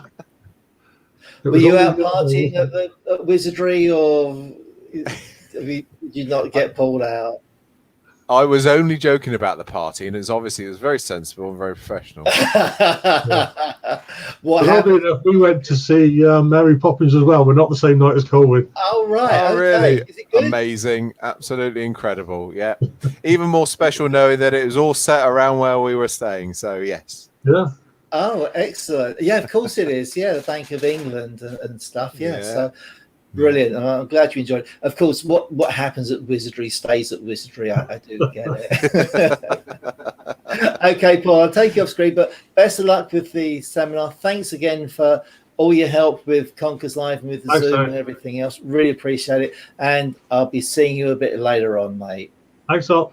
Thank you. Cheers. Take care. Bye-bye. Colwin, just you and me again, so that's brilliant. Have you found that Etsy link? It's people are struggling with that. Yeah, so it's right. So it's Colwin Way without a space, with a capital C and a capital W to the way, and then straight through. Click on. There's several of my products coming. If they still can't get to my homepage on each of my products, so you'll see my name underneath it. Click on my name, takes you straight to my homepage on Etsy. On Etsy. Okay, I'll have a quick look in a minute, see if I can find it. There was a question that came up. Did you say someone's asking? Did you say you're doing a YouTube thing this weekend as well? YouTube. I'm looking at Finley here. I'm looking at my son. Yes, YouTube. My YouTube channel goes live this weekend, so it's a new thing for me. I say it's a new thing for me. We've been working on it for about a year, but we finished our first video. No lives at the moment. They're all going to be edited ones, and this is fruit making. So wooden fruit making. Yeah. Finley's the videographer, director, editor, everything. I'm just in front of the camera. That's all you have to do. You got the easy part. That's all I have to do. Exactly. I've done YouTube videos. You do an hour filming and you've got 5 minutes because I keep fluffing the lines, so I know exactly what it's like. So that's on YouTube. We had great fun. Yeah. Oh yeah, we always have fun with it. So if we search YouTube for Colwin Way, we'll find you. Yep. We're going to schedule it Thursday. So from Thursday onwards, you should be able to like it and put it in your schedule, and then you'll see it. We're looking to get it out at 7:00 on Friday. Brilliant. Well, good luck with that. I'm sure that'll be a success as well. I don't think we've got you in our Conkers Facebook group, so feel free to join that and plug it in there as well. So absolutely. Finn's going to do that for me now. All right, if he does it quickly, I can get you in there. So Nice the one. demo's going well, folks. I'm going to go and jump on Etsy in a moment, see if I can find the link to Colwin's site, and particularly the carousel, and I'll put the link up in the chat for you. I'll also be putting up the link for the Zoom that's coming up afterwards. So if all else fails, I'm sure we'll get it in there. Finn, if I know you're listening to this. If you can find that, if you can put that in the private chat for me, that on StreamYard, then I'll put it in there as well. So that's great. All right, mate. Without further ado, because this is your time, your demo time you're eating into, I'll let you get back to that, and I will see you again in, well, times are flexible, so don't worry too much on the timing, mate. No problem. All right, well, we should be Just gonna- pretty good this time. Yeah, we got the top section ready to go, so we're all right. Fantastic. All right, mate, it's all yours. Lovely. Thank you. Well, there we go.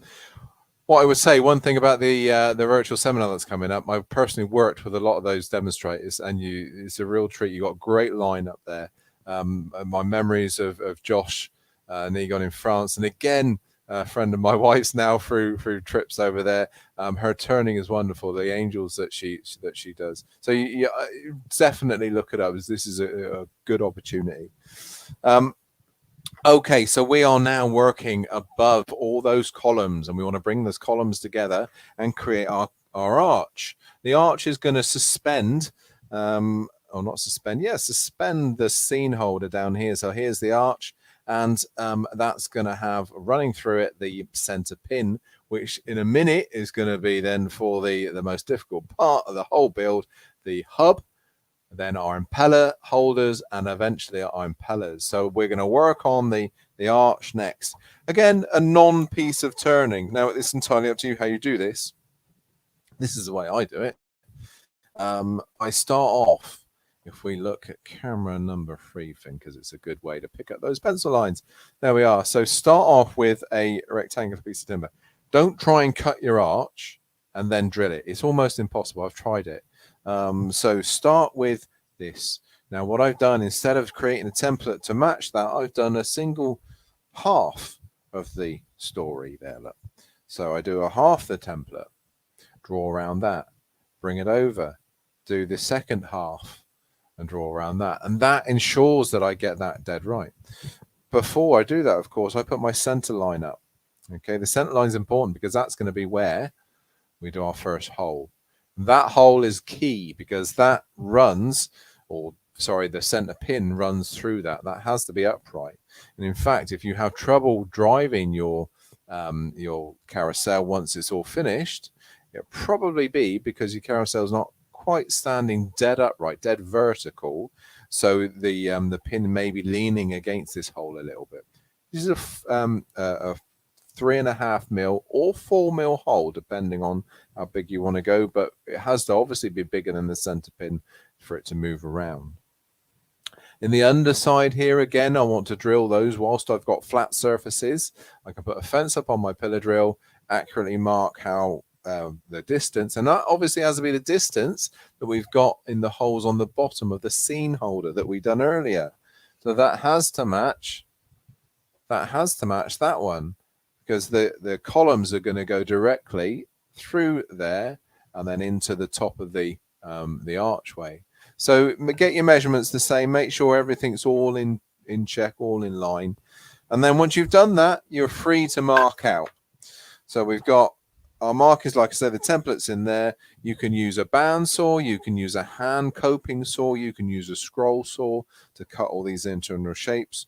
I tend to, with the bandsaw, I can just grab a pencil a minute. With the bandsaw, I tend to do a series of cuts down through and then nibble away a little bit at a time. The outside curve's not such an issue, but the inside one can be tricky unless you have a very, very narrow bandsaw blade. But a scroll saw is fine. But look, this is what I'm left with. You can see those little nibble areas. Okay, it's quite a nice one. However, if you wanted to go a little bit more intricate on this, you could route the outside edge if you want to, a little trimming route or something like that. But now we're ready to sand. I don't need to do this. This is already surfaced. And the same with the top. This is going to be just a round surface up here, so we're good with that. But we do need to tackle this area here and the top. So we'll do that now. Dust extraction is going to go on. And so I'll start with the easy section. Let's go, Finn. Go number 3. Oh, we're on number 3. No, we're okay. We're okay. So if I can get my fat fingers out of the way, just going to round over, work to my lines.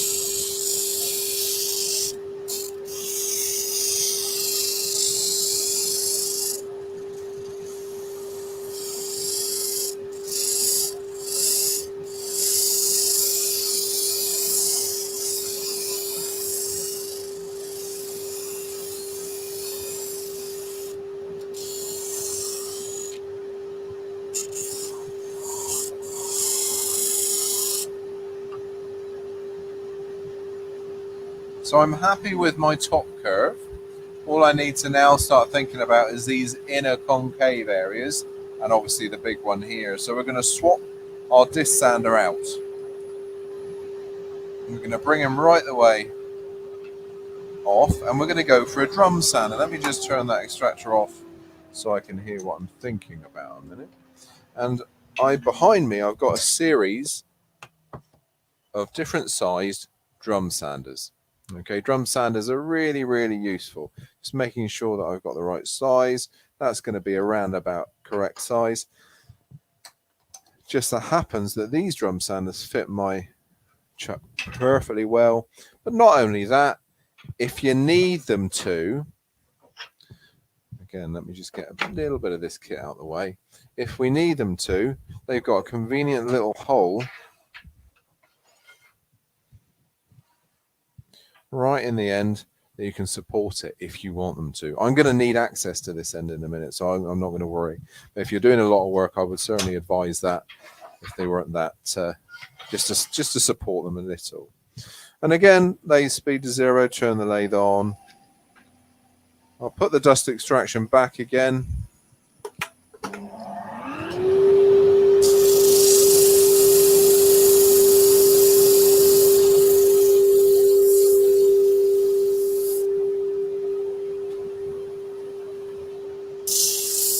Colwin, a question that's come in, and I've got to be honest and say, I've just been trawling around your Etsy site. I cannot find the plans or anything about the carousel at all. So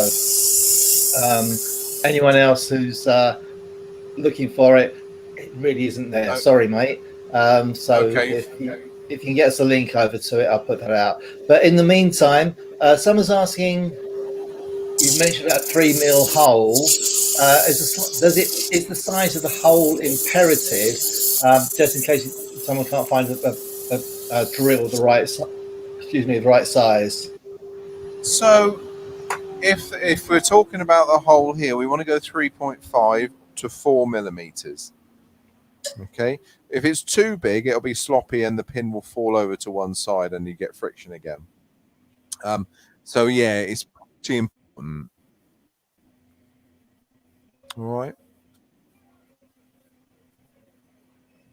Yeah, so it's pretty. Yeah, so I think it might cut out just as you were saying that, but yeah, so it is. Sorry, it's fairly important. Yeah. Yeah, fairly important because what we don't want the hole to be sloppy and the pin to fall to one side and lean on the side of the hole. So yeah, 3.5 to 4 mil. Okay, brilliant. All right, thank you very much. No worries. Right. So what we're going to do, Finn, you were going to say something about. Yeah, sorry to interrupt. Am I able to open a new tab and find the link for it? Yes. Yeah. Yeah. So Finn's going to try and find the link for you, and then he'll copy you in, Terry.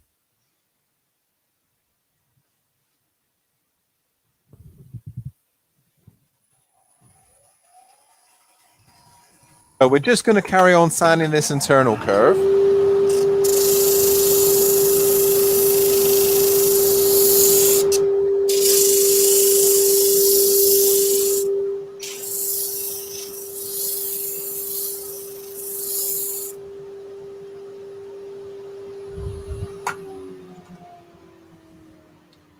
There we are. So there's our nice and neat each archway. It's all sanded neatly. Maybe a little bit of hand sanding just on the edges, just to sort of calm these quite vicious edges down and to deburr on a couple of the points.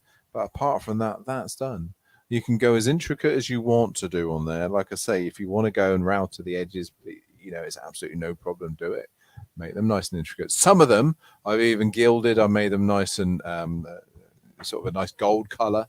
And if you're doing sort of the Christmas scene, then that works really well. All right. So there, we're up there. We're up to the hub. We're up to the, I'm going to take it off of this one if I haven't glued it in. Let me just take this apart now. Didn't mean to do that. Sorry. Sorry to interrupt again, Colwin. Someone's asking there about your sanding table, which I know you mentioned earlier on is based on an Axminster a tool post jig. But yeah, Yes. they were asking you if that's your own design, if you've made it, or if it can be bought. So I wonder if you could fill in on that for us. Go to the Axminster website, and what you need to put in is Axminster tool post or Axminster wood turning tool post. And so there are 4 different sizes of tool post to suit different lathes. This is the collar, also a depth collar. Again, 4 different sizes to suit the different size tool posts. And this is known as the mounting plate. Okay, again, to fit the same tool post. So that's on the Axminster Tools website. All right, Axminster Tools, and this is the Evolution series. It's the tool post system or tool rest system. Okay, that's axminstertools.com. Any luck, Finn? I think we might have to apologise. The plans aren't up on Etsy. Right. We've got the hardware on the website, but the plans aren't up on Etsy. Right. Okay. Well, can we retrospectively send you a link, Terry, to add, or we will have them up on Etsy tomorrow for whatever reason they've gone out of stock, and they're digital. Obviously, that doesn't happen. So I'll get them up on Etsy tomorrow. All right, Ben has just found that he's got a link for it, which I will post up in a moment, the full link. Thank you, Ben, for doing that. Yeah, as he says, as you say, they're showing us out of stock, which is a bit strange. So yeah, how can you run out of how can you run out of digital stuff? So I'm going to post the link. Stock. Someone can let me know if that works. There we go. And so there's the link. So yeah, hopefully if you hold on to that link, bookmark it or something, then by tomorrow, hopefully it'll be back in stock and you'll be able to purchase one. So there you go. That'd be ideal, yeah. Finn, my IT guru's on it. All right, fantastic. If he's able to do it tonight, let me know or just announce it and that'll be great. We'll do, and we'll just double check all the others as well, because like I said, we've got the smokers and the decorations, all that sort of stuff. So pretty sure most of the others are there. It's just this one. Typical, isn't it? I didn't even think of checking that. No worries. Okay. Back to you. Number 1 camera, Finn. Okay, so we're going to go back on. So let's have a look. So Finn, if you could go to number 1 camera a second. I just want to explain this bit. So this is, if you think of an airplane, old prop airplane, this is exactly what we're trying to create. The most difficult part for this will be the center hub, like a bicycle, for instance. We're going to put 12 holes in this one. So we're using the indexing. Now, I get asked a lot, well, what's indexing for? Well, this very thing. Or if you want to put reeds on a staircase spindle, table leg, that sort of thing. So this is what we're going to use, indexing. Now, there's 3 parts to this. We've got the hub itself. We've got the impeller holders and the impellers. The impellers are another bit that we're not going to turn, but I need to go over that with you. And then we're going to create the actual decorations for the scene holder, which is obviously one of the most important parts. So I would also like to add a little finial on the top here. We'll do that at the end if we get time for it. But this is the most important thing. Again, if you're making a series of these guys, there's a lot of parts, and that's the only difficult thing. Whilst I've got this out, let's have a look at camera number 2, Finn. I just want to show you the sharp edge. I'll get my camera to focus on that. If not, we'll go to the other camera. No, let's go to number 3. All right, so you can see just how pointed that is. Really sharp. I've sharpened these on my CBM wheel. Like I say, the sharper the better, because that gives you less friction when contacting those little cup bearings. So let's just put that out of the way, or I'm not going to get myself. So the timber for this, and again, we've got to drill all the way through. So we'll drill that off the lathe. I'm just going to use the same size drill. So let's go 3 millimeters, if that will go through. And it will just. So we can drill that before, we can drill that on the lathe, you can drill it off the lathe. It doesn't really make any difference. Can we get a camera? Oh, we changing camera there, or you're back on there. Seconds, okay, cool. Yeah, no, not just centering up at the moment. I'm going to use my. Well, here's an interesting one for you, Colwin. Malcolm's asking, would a 3 millimeter knitting needle do for the axle? Yeah, absolutely. Absolutely. Just sharpen it, but yes, absolutely would. As long as it was, dead true and there was no bend to it, not a problem at all. Oh, there you go. There you go. And someone's asking, are the drums turned or commercially available? I'm sure they are commercially available, aren't they? Standing drums. Yeah. Now, yes, they are. If Axminster don't sell them, because they were an old part from us, go on all the regular sites, all the tool dealers, either Amazon, eBay, that sort of thing, and you search drum sander. And then drum sanders in different sizes. Now, just for your information, when I say different sizes, I've got arranged just a set of 4 behind me, but that was the one that I used, the large one. But you can see the sort of sizes that I'm talking about there, maybe in camera 3, Finn. So, and then I've got the other in-between sizes to that as well. Good firm center to them. That's quite important. Don't go for the foam ones, because you'll never get a good crisp line. This is a nice hard center to these. And also use one that you can replace the abrasive yourself with. This is just a little oval pin in there, rather than having to buy sort of cut loadings, the actual drum type loadings. This is normal abrasive that you can mount on yourself. You'll find it far cheaper that way. And you don't have to then search around for the exact parts each time. So look, all I'm doing here is just drilling a hole. I'm not worried about it being dead upright, because again, we're going to use that hole to turn around. So let's go back to in fact, this time I'm going to go to a Pro drive. So let's just get that on there in a minute. Get rid of our chuck, which we will come back to in a second. So the Pro drive is that piece. So if you don't know what a Pro drive is, most people have heard of a steb center, and they basically got a sprung loaded center here. You can see that spring moving in and out, and a series of teeth around it. That's just going to give me a little bit of purchase at the beginning before I start drilling to do the bulk of the turning.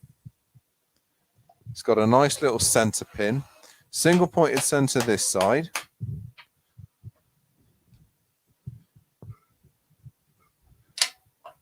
And I'm going to create that hub shape.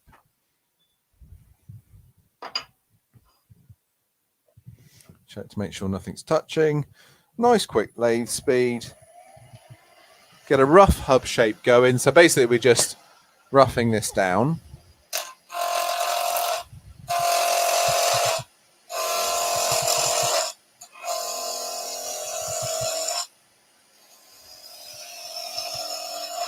So down to cylinder.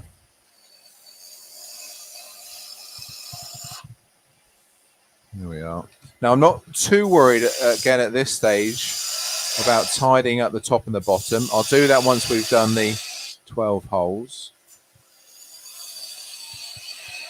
So I can go close to my Pro drive.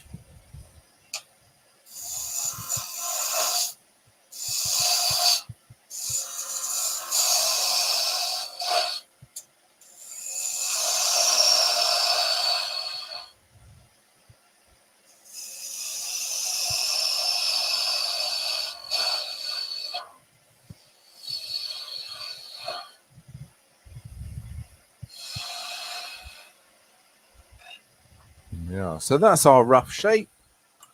I'm just going to put a little center line in, which we can, of course, sand out earlier. Let me just try and get you a little bit closer to that action a minute. Hopefully, and stop some of that bleaching.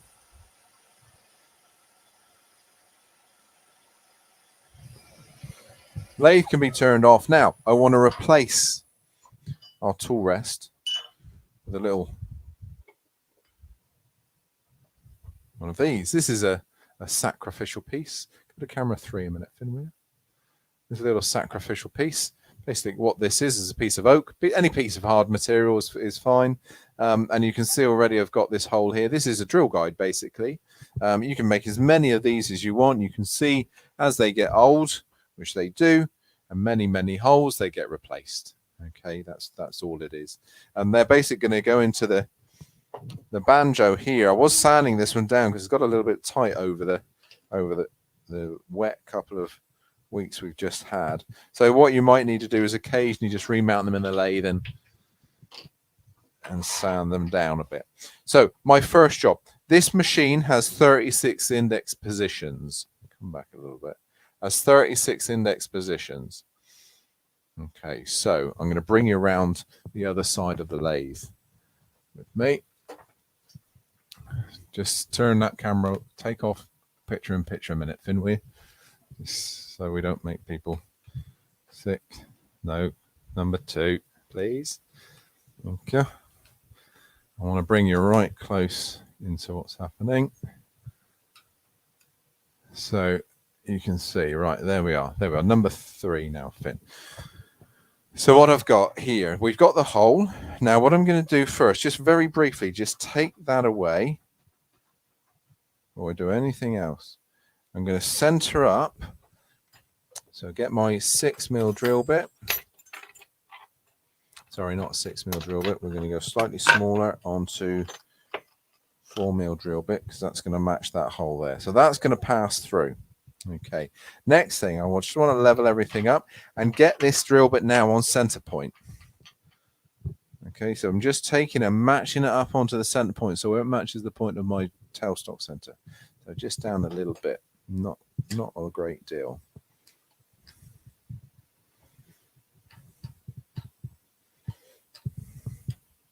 I haven't seen these commercially available either. That's center point now, so I'm going to tighten up my banjo handle. So that's locked in position. I can move it around still because what I want to do next is put this back in and get the first index position. Now my lathe has an indexing point at the back of the headstock. You can't see it at the moment. Just go to camera 1, Finn, will you please?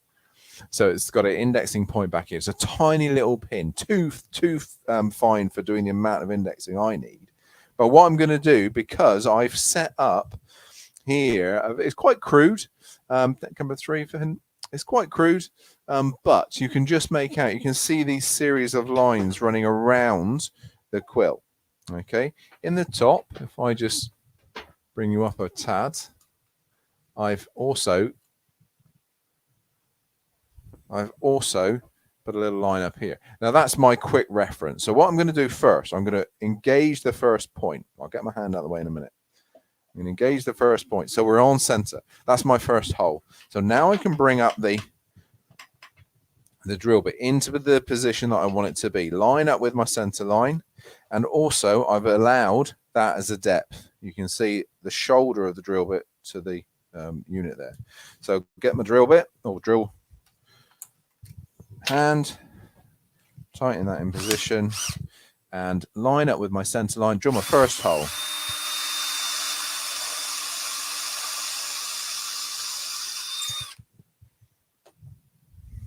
Undo my spindle lock, move whichever direction you want to go in to the next line.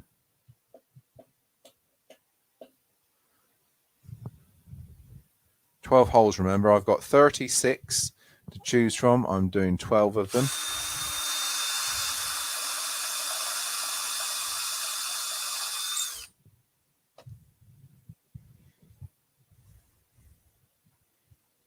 We won't do all 12 because you'll be here for rather a long time if I did. So number 3.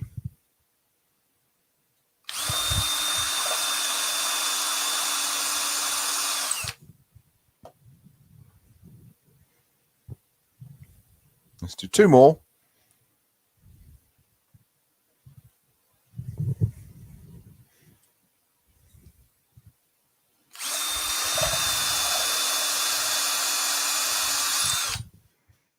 One more. But again, you sort of get into a rhythm.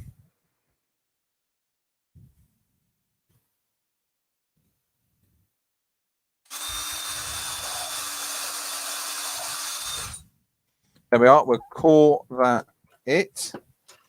Let me take that out of the way.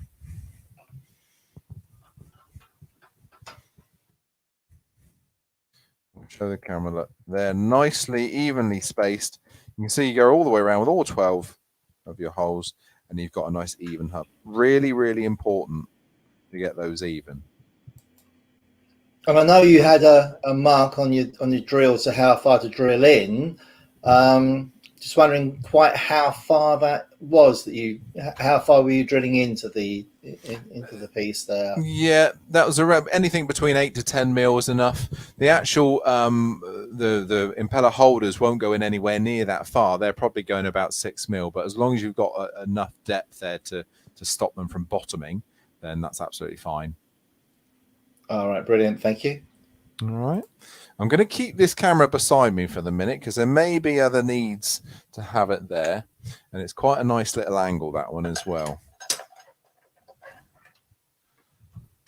So let's just move that back just for a minute. Now, we haven't finished that hub because, of course, once you've done that, you then want to just clean up the top and bottom. So I'll go back in again. Let's turn him over. That point, we'll bring back that single pointed center. And again, we can just clean up the top of the hub. You can do your sanding, all those sorts of things to it. Get rid of my drill guide. Some of these drill guides, they do see a lot of use. And like I say, as soon as one dies, then you can make another one. As long as it's a good hard timber, you know, and you don't drill them out too much.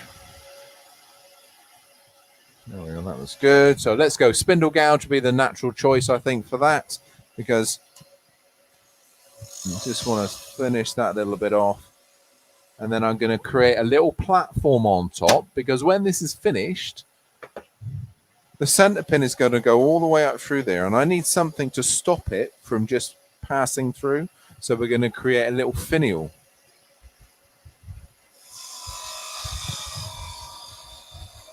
And that finial is just going to be a little cap.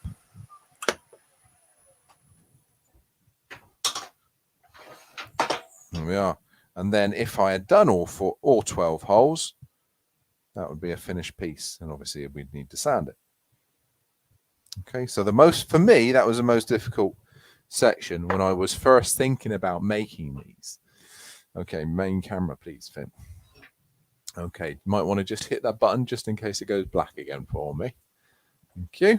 Right, so next we've got, if I don't include the finial, we're going to look now at the impeller and the impeller holder. The impeller holder was something that I thought far too hard about, if I'm honest. So let's look at my buddy cam. I'm going to call this buddy cam here because he's on my right shoulder. Look. So buddy cam. So this is what I was overthinking. Basically, if I get a finished impeller, let me strip one off of the finished piece here. Let me grab that one. But this is what we've got. So I've got a nice piece of cedar. Cedar heats up nicely, and when it heats up, it gets lovely and smelly. That cedar smell comes out. But look, this is the holder here that was my overthinking. How do I get the slot in the finished piece or the finished turn piece? Which it wasn't really that difficult. I just needed to stop thinking quite so hard about it. And so what I done is set the bandsaw fence up, and I passed to start with to center.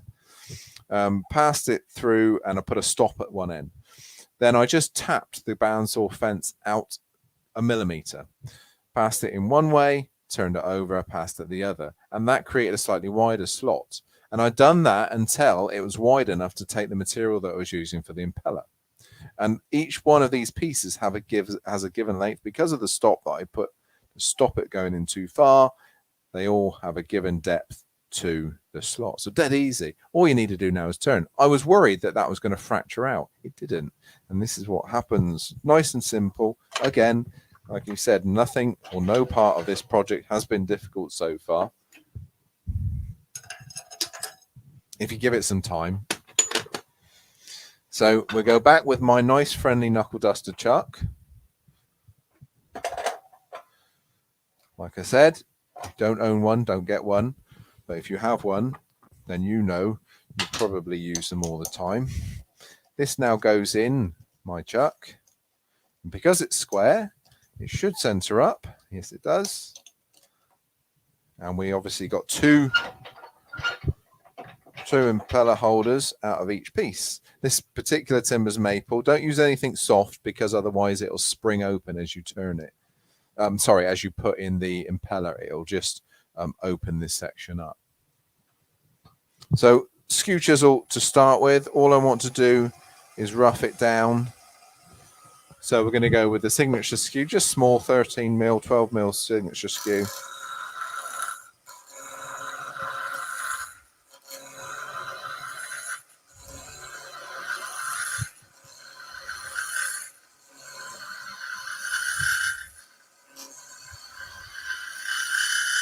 Now, don't forget, you're going to do a series of these, so it's important that you get them all the same size.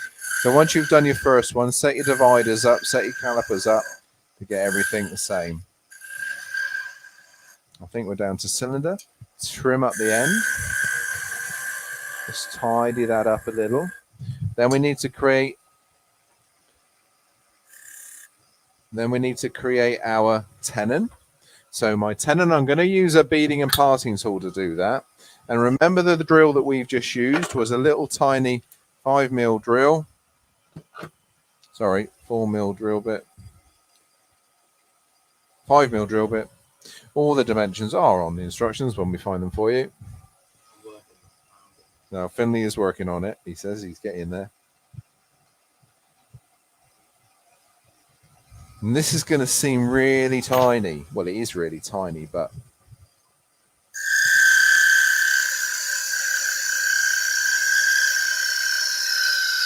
absolutely doable. So beading and parting tool, 6 mil. Let's go overhead on number 2 there for a minute, Finn, would you? There we are. There's the tenon. There's the tenon. Tiny little 6 mil tenon. Now we're going to go spindle gouge.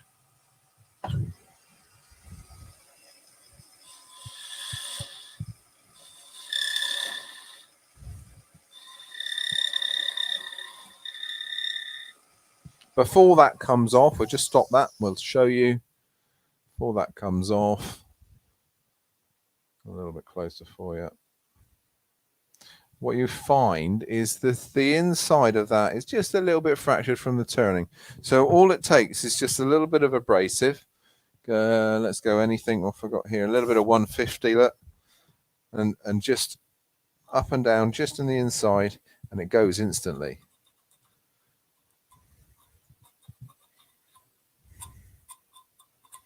There we are, and then sand it, of course. Once you've done that, we'll part off, and we'll part off with the skew.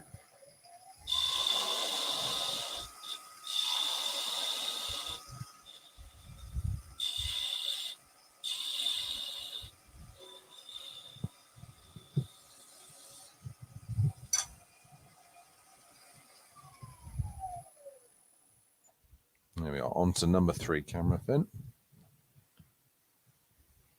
All right, so there's one of our impeller holders. Dead simple, dead simple. Now, if we take one of the impellers that I've got here, that should, as long as everything's gone right, fit onto our impeller. Okay, and then in turn, of course, into the hub that we've made. Okay, and of course that gives you the option to tilt. Now, one thing I will say about tilting the blades on the impeller holders is the flatter they go, to a point, the flatter they go, the faster the prop will turn. The more air you let through, the less energy you're going to give your impeller blades. Okay, so play with that. Like I say, only to a point. If you go flat, then they're not going to go anywhere. So play with it, experiment with it. So one more thing I want to look before we start looking at the actual decorations for the carousel. And if we can go back to number 1 there, Finn, just while I put my tools away. Plans are back up, are they? Plans are back up, everybody on Etsy, if you wanted to go there. Finn's worked his magic. Thank you, Finn.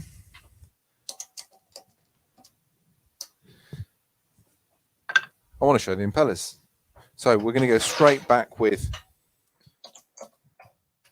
our main chuck and the sanding disc. We'll get body cam going again.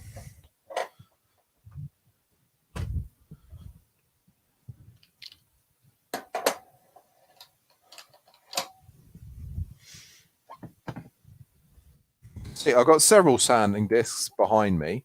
2 of these sort of 8-inch ones and a much larger one, but the only reason I've got several is because I've got different grades on them. This is a coarse one, this is an 80 grit. We've got a 120, a 150, another coarse large one there. So platform we need now, just that sanding platform, and this is pretty much done in the same way everything else has been.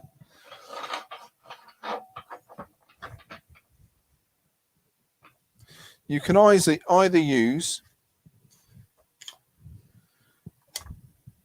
flat bits of timber, and again, if you're lucky enough, I am very lucky to own a thicknesser and planer thicknesser. If you're lucky enough to do that or to have that, then you can use timber. So you can use cedar like this, and there's a beautiful bit of cedar. Good thing with smelly timbers, what I call smelly timber, things like cedar and macrocarpus, is the minute they get warm, the smell comes out of them, but also the impellers are moving around, so it sort of pushes that smell out into the room, which is beautiful. Or you go for the ply route. So this is a 3mm plywood. You can get some lovely coloured plies. This is a maple ply, but you can get oak, you can get cherries, you can get all sorts of plywoods, which are quite attractive. You can even get some really colourful ones, sort of diamond wood sort of style. But we're going to go the timber. Again, template everything. You can see I've got my cardboard template there, and all we can then do, all we need to do, is just draw around it. I'll just do this roughly for you. One thing I would say, if you're going to do this, is I wouldn't be tempted to go with the bandsaw. If you do, go or make sure you change your blade on your bandsaw to a really fine one. Otherwise, it can shatter these pieces, and it could be quite dangerous. Scroll saws are fantastic. Alternatively, the timber is so thin that that you'll probably just sand it away, if I'm honest. Let me just get you in nice and close again. Oh, come on to main camera, Finn. I don't want to make anybody sick. There we go. There we are. Good to go back again. Right, so dust extraction on.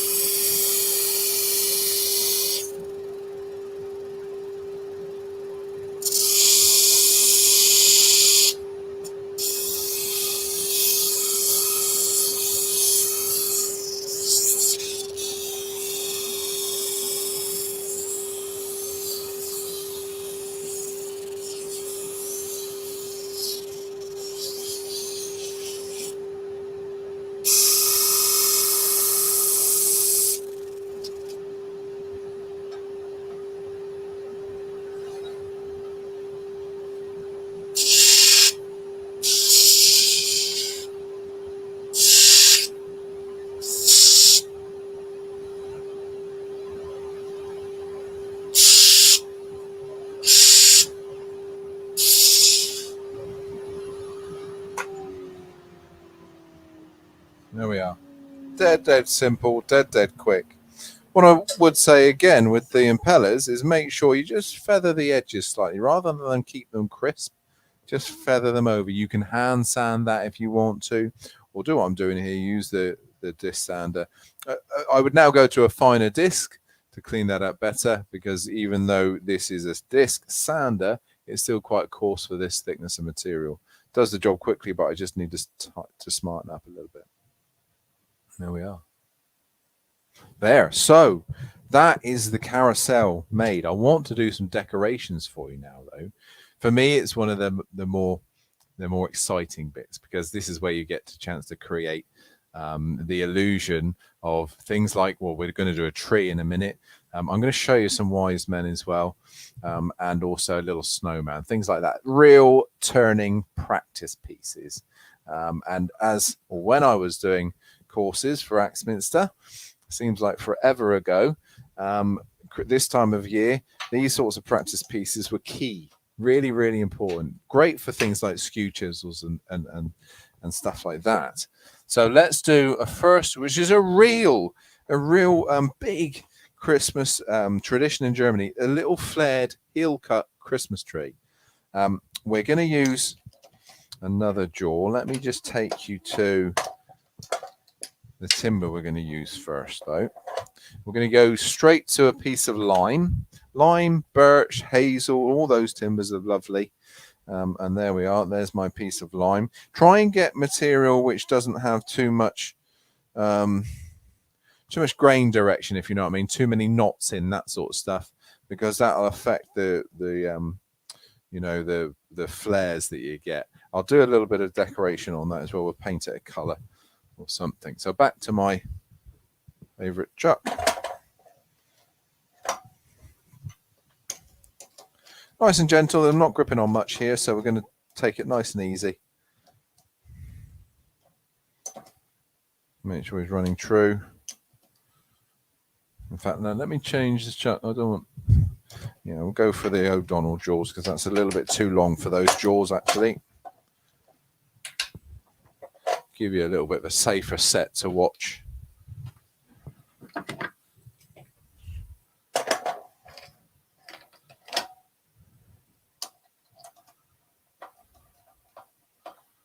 There we go. O'Donnell jaws, these are called. That's going to be long enough for our tree, I think. Make sure he's running true, yeah. Great little bit of skew chisel practice. We're going to start roughing down first of all.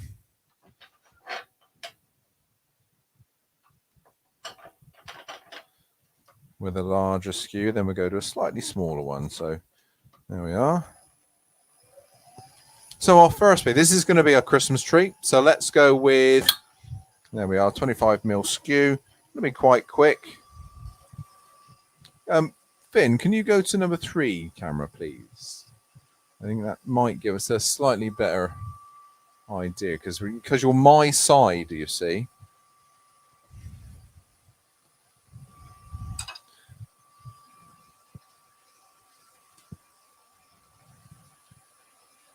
It's better, and we'll see if we can get you right up with the action.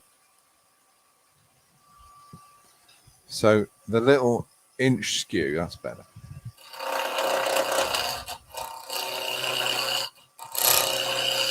Really nice timber is our lime. Great for practicing with a skew.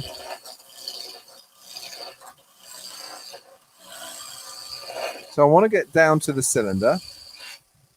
Once I'm down to a cylinder, then we can make our shape.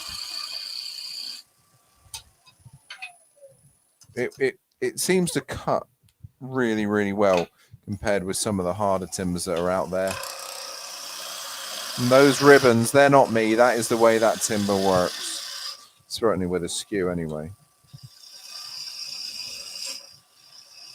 So we're going to do the rough shape of a tree. So traditional Christmas tree looking.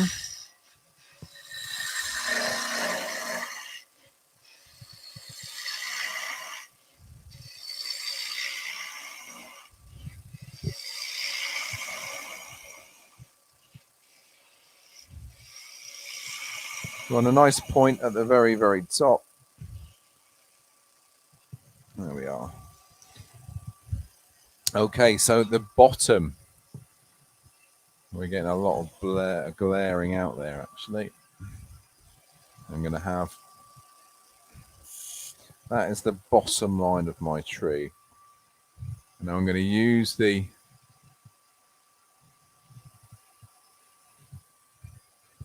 heel of the skew now. Slow the lathe down a wee bit, just a little bit. Go to a 13 mil, 12 mil skew chisel using this heel, and I want to push the fibers back. So I don't want to cut them off, I just want to push them back. And you'll see this all over Germany. You go to Christmas markets, you'll see this type of tree and this flare used all the time. So we're going to do it again. We're going to keep doing this all the way down.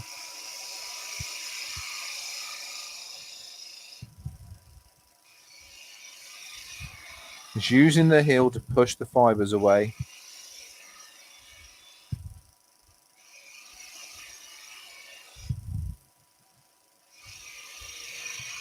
These are great if you're getting back to doing craft shows, craft fairs. The club might be doing a Christmas market, that sort of stuff. These are great little things to make and just hand out. The kids love them.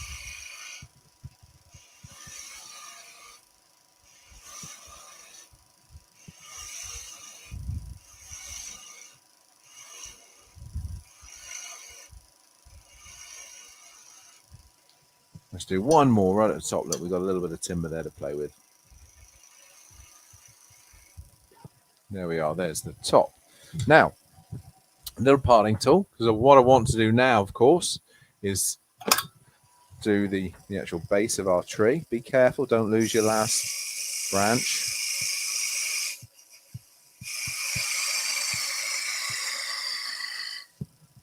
Then we'll go straight to a spindle gouge.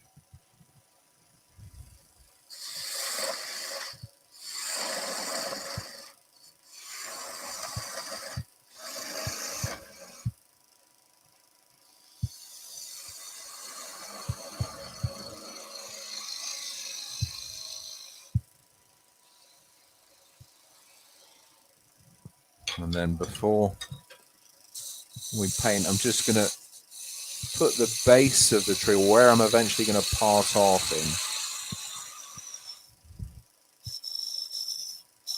in. Now, because I'm not going to sand this, I'm just going to feather over any burrs that might be there with the parting tool. I'm going to stop that, let you have a look at it before we put any colour on.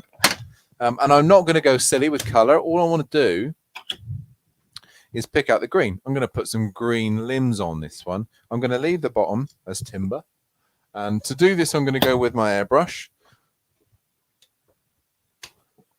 Get my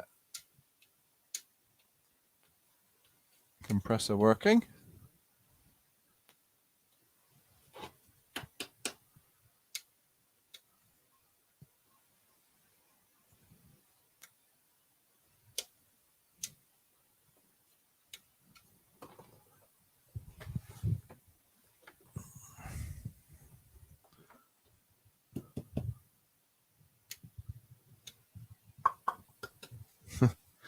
Try and get my compressor working.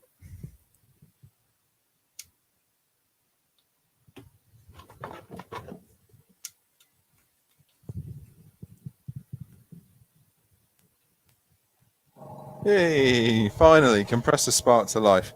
I've got my airbrushes underneath. Wait and see you. So Finn, just go to main camera. I'm just going to show everybody. Right, that's my row of paints. I only want a green, so I happen to have an olive green, I think. Yeah, there's the olive green. We'll take out my tool rest. And then, yeah, back to number 3 then, if you would, Finn. I'm just waiting for my compressor to get up to pressure, which in this case, anything between 25 and 30 for what I'm spraying. And then what I'm using here, this is the spirit stain, so the chestnut spirit stains. Really, really good for this sort of stuff. And the beauty of using a spirit stain in an airbrush, not just saying this because Terry's listening, I mean this. I don't clean my airbrushes out from month to month, almost probably about 18 months I haven't cleaned these airbrushes out, because it just doesn't dry in the airbrush. This is perfect because it's semi-sealed. Now, if you're using acrylic, let me stop that a minute. If you're using acrylic, so I'm waving my hand in front of the screen, acrylic will need to be washed out of your airbrush the minute you use it. So I keep spirit stain in it because it's wood I'm coloring. So spirit stains of these, that means I don't have to wash anything out.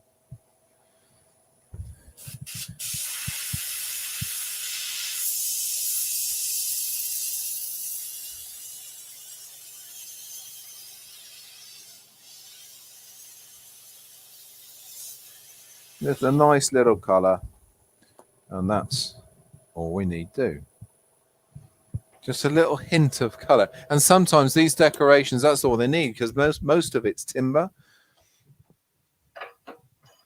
And then we'll part that one off. I'll show you what it's like finished. Let's get my parting tool. Won't take me 2 seconds.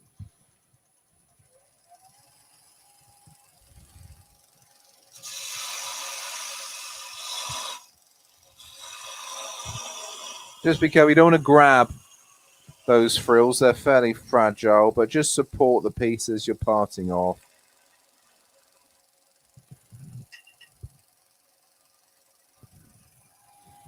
Let me just get that in shot a minute. So there we are. Nice little tree. I'll bring the camera back. No, keep on number 3, Finn. There we are. There's our tree. Really nice little things. These, you need 2 or 3 of those, maybe with a snowman on your carousel. Okay, Finn, just go to the that nice little black picture of the nativity. Just as an alternative, if you wanted to go away from the winter scene, this is a nice little nativity set. This is something that I've done several times on a few of the carousels and sell separately as well. Now they're very, very simple. All they basically are is an oval shape, and then with a series of sanded flats. You can see, if you look at those figures enough, you can see what they all are. They're basically just little lozenge shaped with sanded flats using Mustis sander. The little wise men there, they're made up of 1, 2, 3, 4, 5 pieces. So one is the hat, one is the head, and then the arm, or the hand rather, just dowed into the body, and then the little gold incense and myrrh. Just go crazy with shapes really, and then just epoxied together. So fun little shapes those.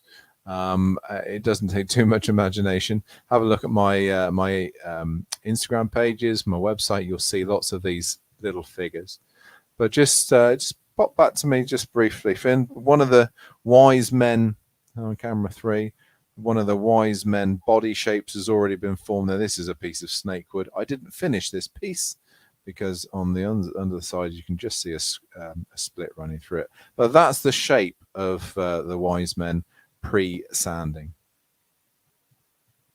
All right. So there. That is your Christmas carousel. I hope I've inspired you all to have a go.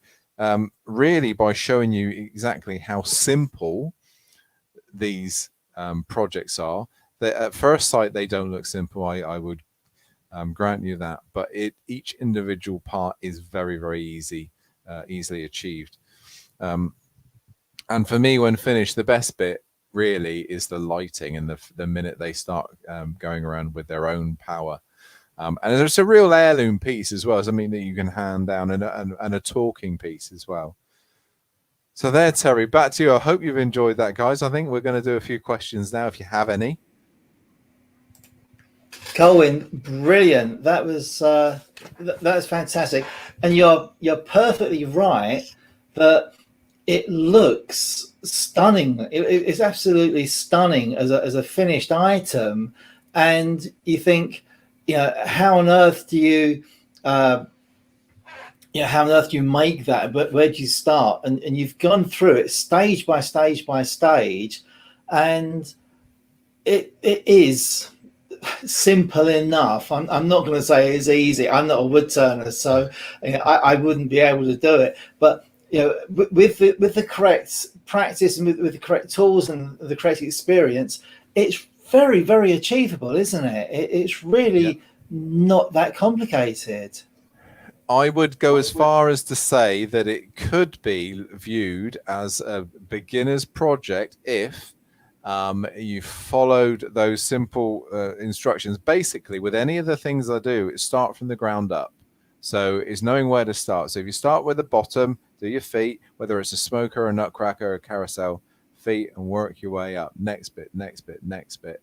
And slowly you build this wonderful picture and wonderful figure that you get to keep forever, or hand down forever anyway. Yeah, that's great. And someone's asking about how you get such an even color with the stain, a uniform color with the stain.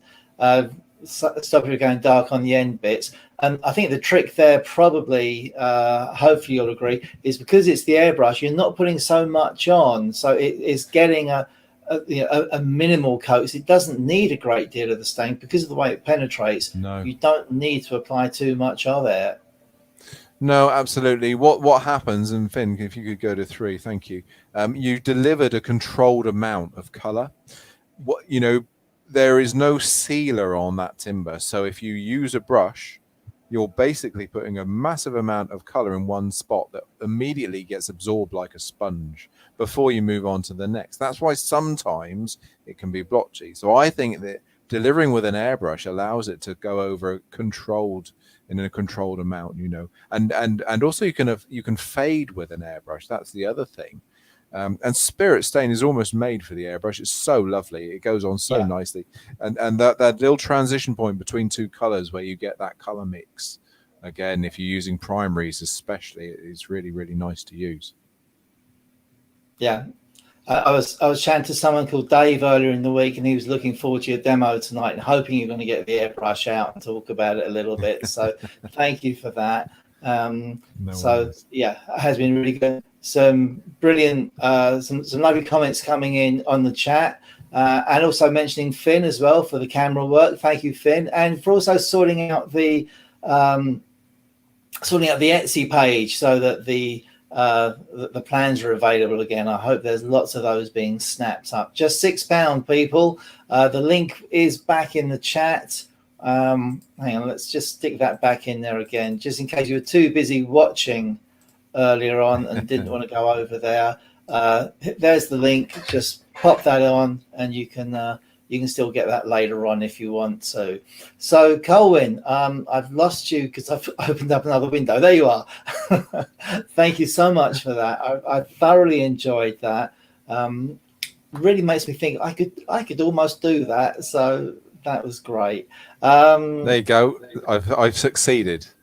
Yeah, you have inspired me. I've got a couple of lathes, so yeah, it's probably about time I had a go. So thank you so much for that. Great comments coming in. And we've lost you.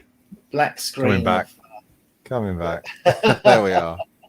Your camera went to sleep. He was trying to tell us something. So are you are you okay to pop over to Zoom for a little while for a chat? Yep, no problem at all.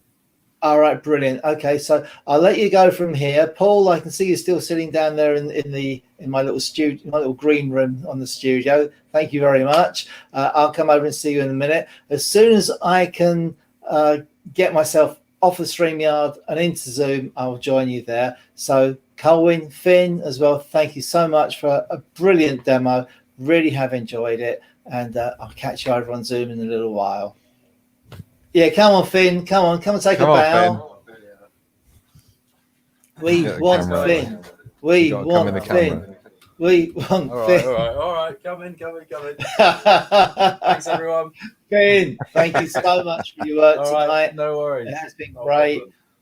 And Finn also is responsible and takes the credit for Colwin's website as well, which is visually stunning. So nice one, Finn. So great to have you back again, Colwin. Glad we got you back in October, so people can hopefully be inspired. Have a go at the carousel, folks. and get into our Conkers group if you're not there already. Post what you make. We like to see what you do. We love to see you being inspired by Conkers Live. So thank you, Colwin. See you over on the other side. Thank mate. you. Thank Cheers. Take care. And there is, it's just me. So just a very, very quick word to say. I hope you enjoyed that. And Anne and Dave, I know you were both looking forward to tonight. Anne, nice to see you tonight. And so hope you all enjoyed that. Lots of people I know watching who aren't in the chat. If you're in the Sittingbourne area on Saturday, and he's going to hate me for this, but our good friend Frederick is going to be demonstrating at the Axminster store in Sittingbourne. So do pop down and see him, say hello. Sadly, it's just a touch too far for us to get down to. But if you're in the area, pop in and see Frederick and have a look at what he's demonstrating. I'm sure it's going to be worth going along to. So in the meantime, we're going to head over to Zoom in just a minute or two. Just time to tell you about next month's demo, which is going to be third time lucky. It's got to work one time. We're going to have another go at getting Les Thorne on screen for us. It's what's it going to be? 15th of November. So in fact, just after the AWGB seminar. Frederick, yeah. Frederick's got embarrassed now. But good luck with that, Frederick. I hope it goes really well. But after that, 15th of November, Les Thorne, hopefully giving us a demo. We've tried a couple of times to get him on screen, and for perfectly valid reasons been unable to get him on. So we're going to have a go next time around. So I'll leave you with the music. So you can enjoy that in a moment, Nigel, and with the screen for Les. Keith, yes, there's a new product. There's a couple of new products on the website. There's a third one to come, and we'll be doing a little newsletter about that in the next couple of days. The other new products, we've had a little hiccup with this one. It's now back out there. So if you want one of our calendars, do please order one. And don't forget, if you are ordering it on its own, click the link on the page. Don't buy it through the page on the website. You'll be charged £5.50 for delivery. So do read it properly, and you can just pay £1.50 and we'll post it out to you. Right, folks, thank you so much for joining us. I hope you've had as good an evening as I've had. Really have thoroughly enjoyed. Always enjoy watching Colwin. Always very informative, very inspiring. So hope that's been the same for you, and I will see you over on Zoom or next month. See you then. Take care. Bye for now.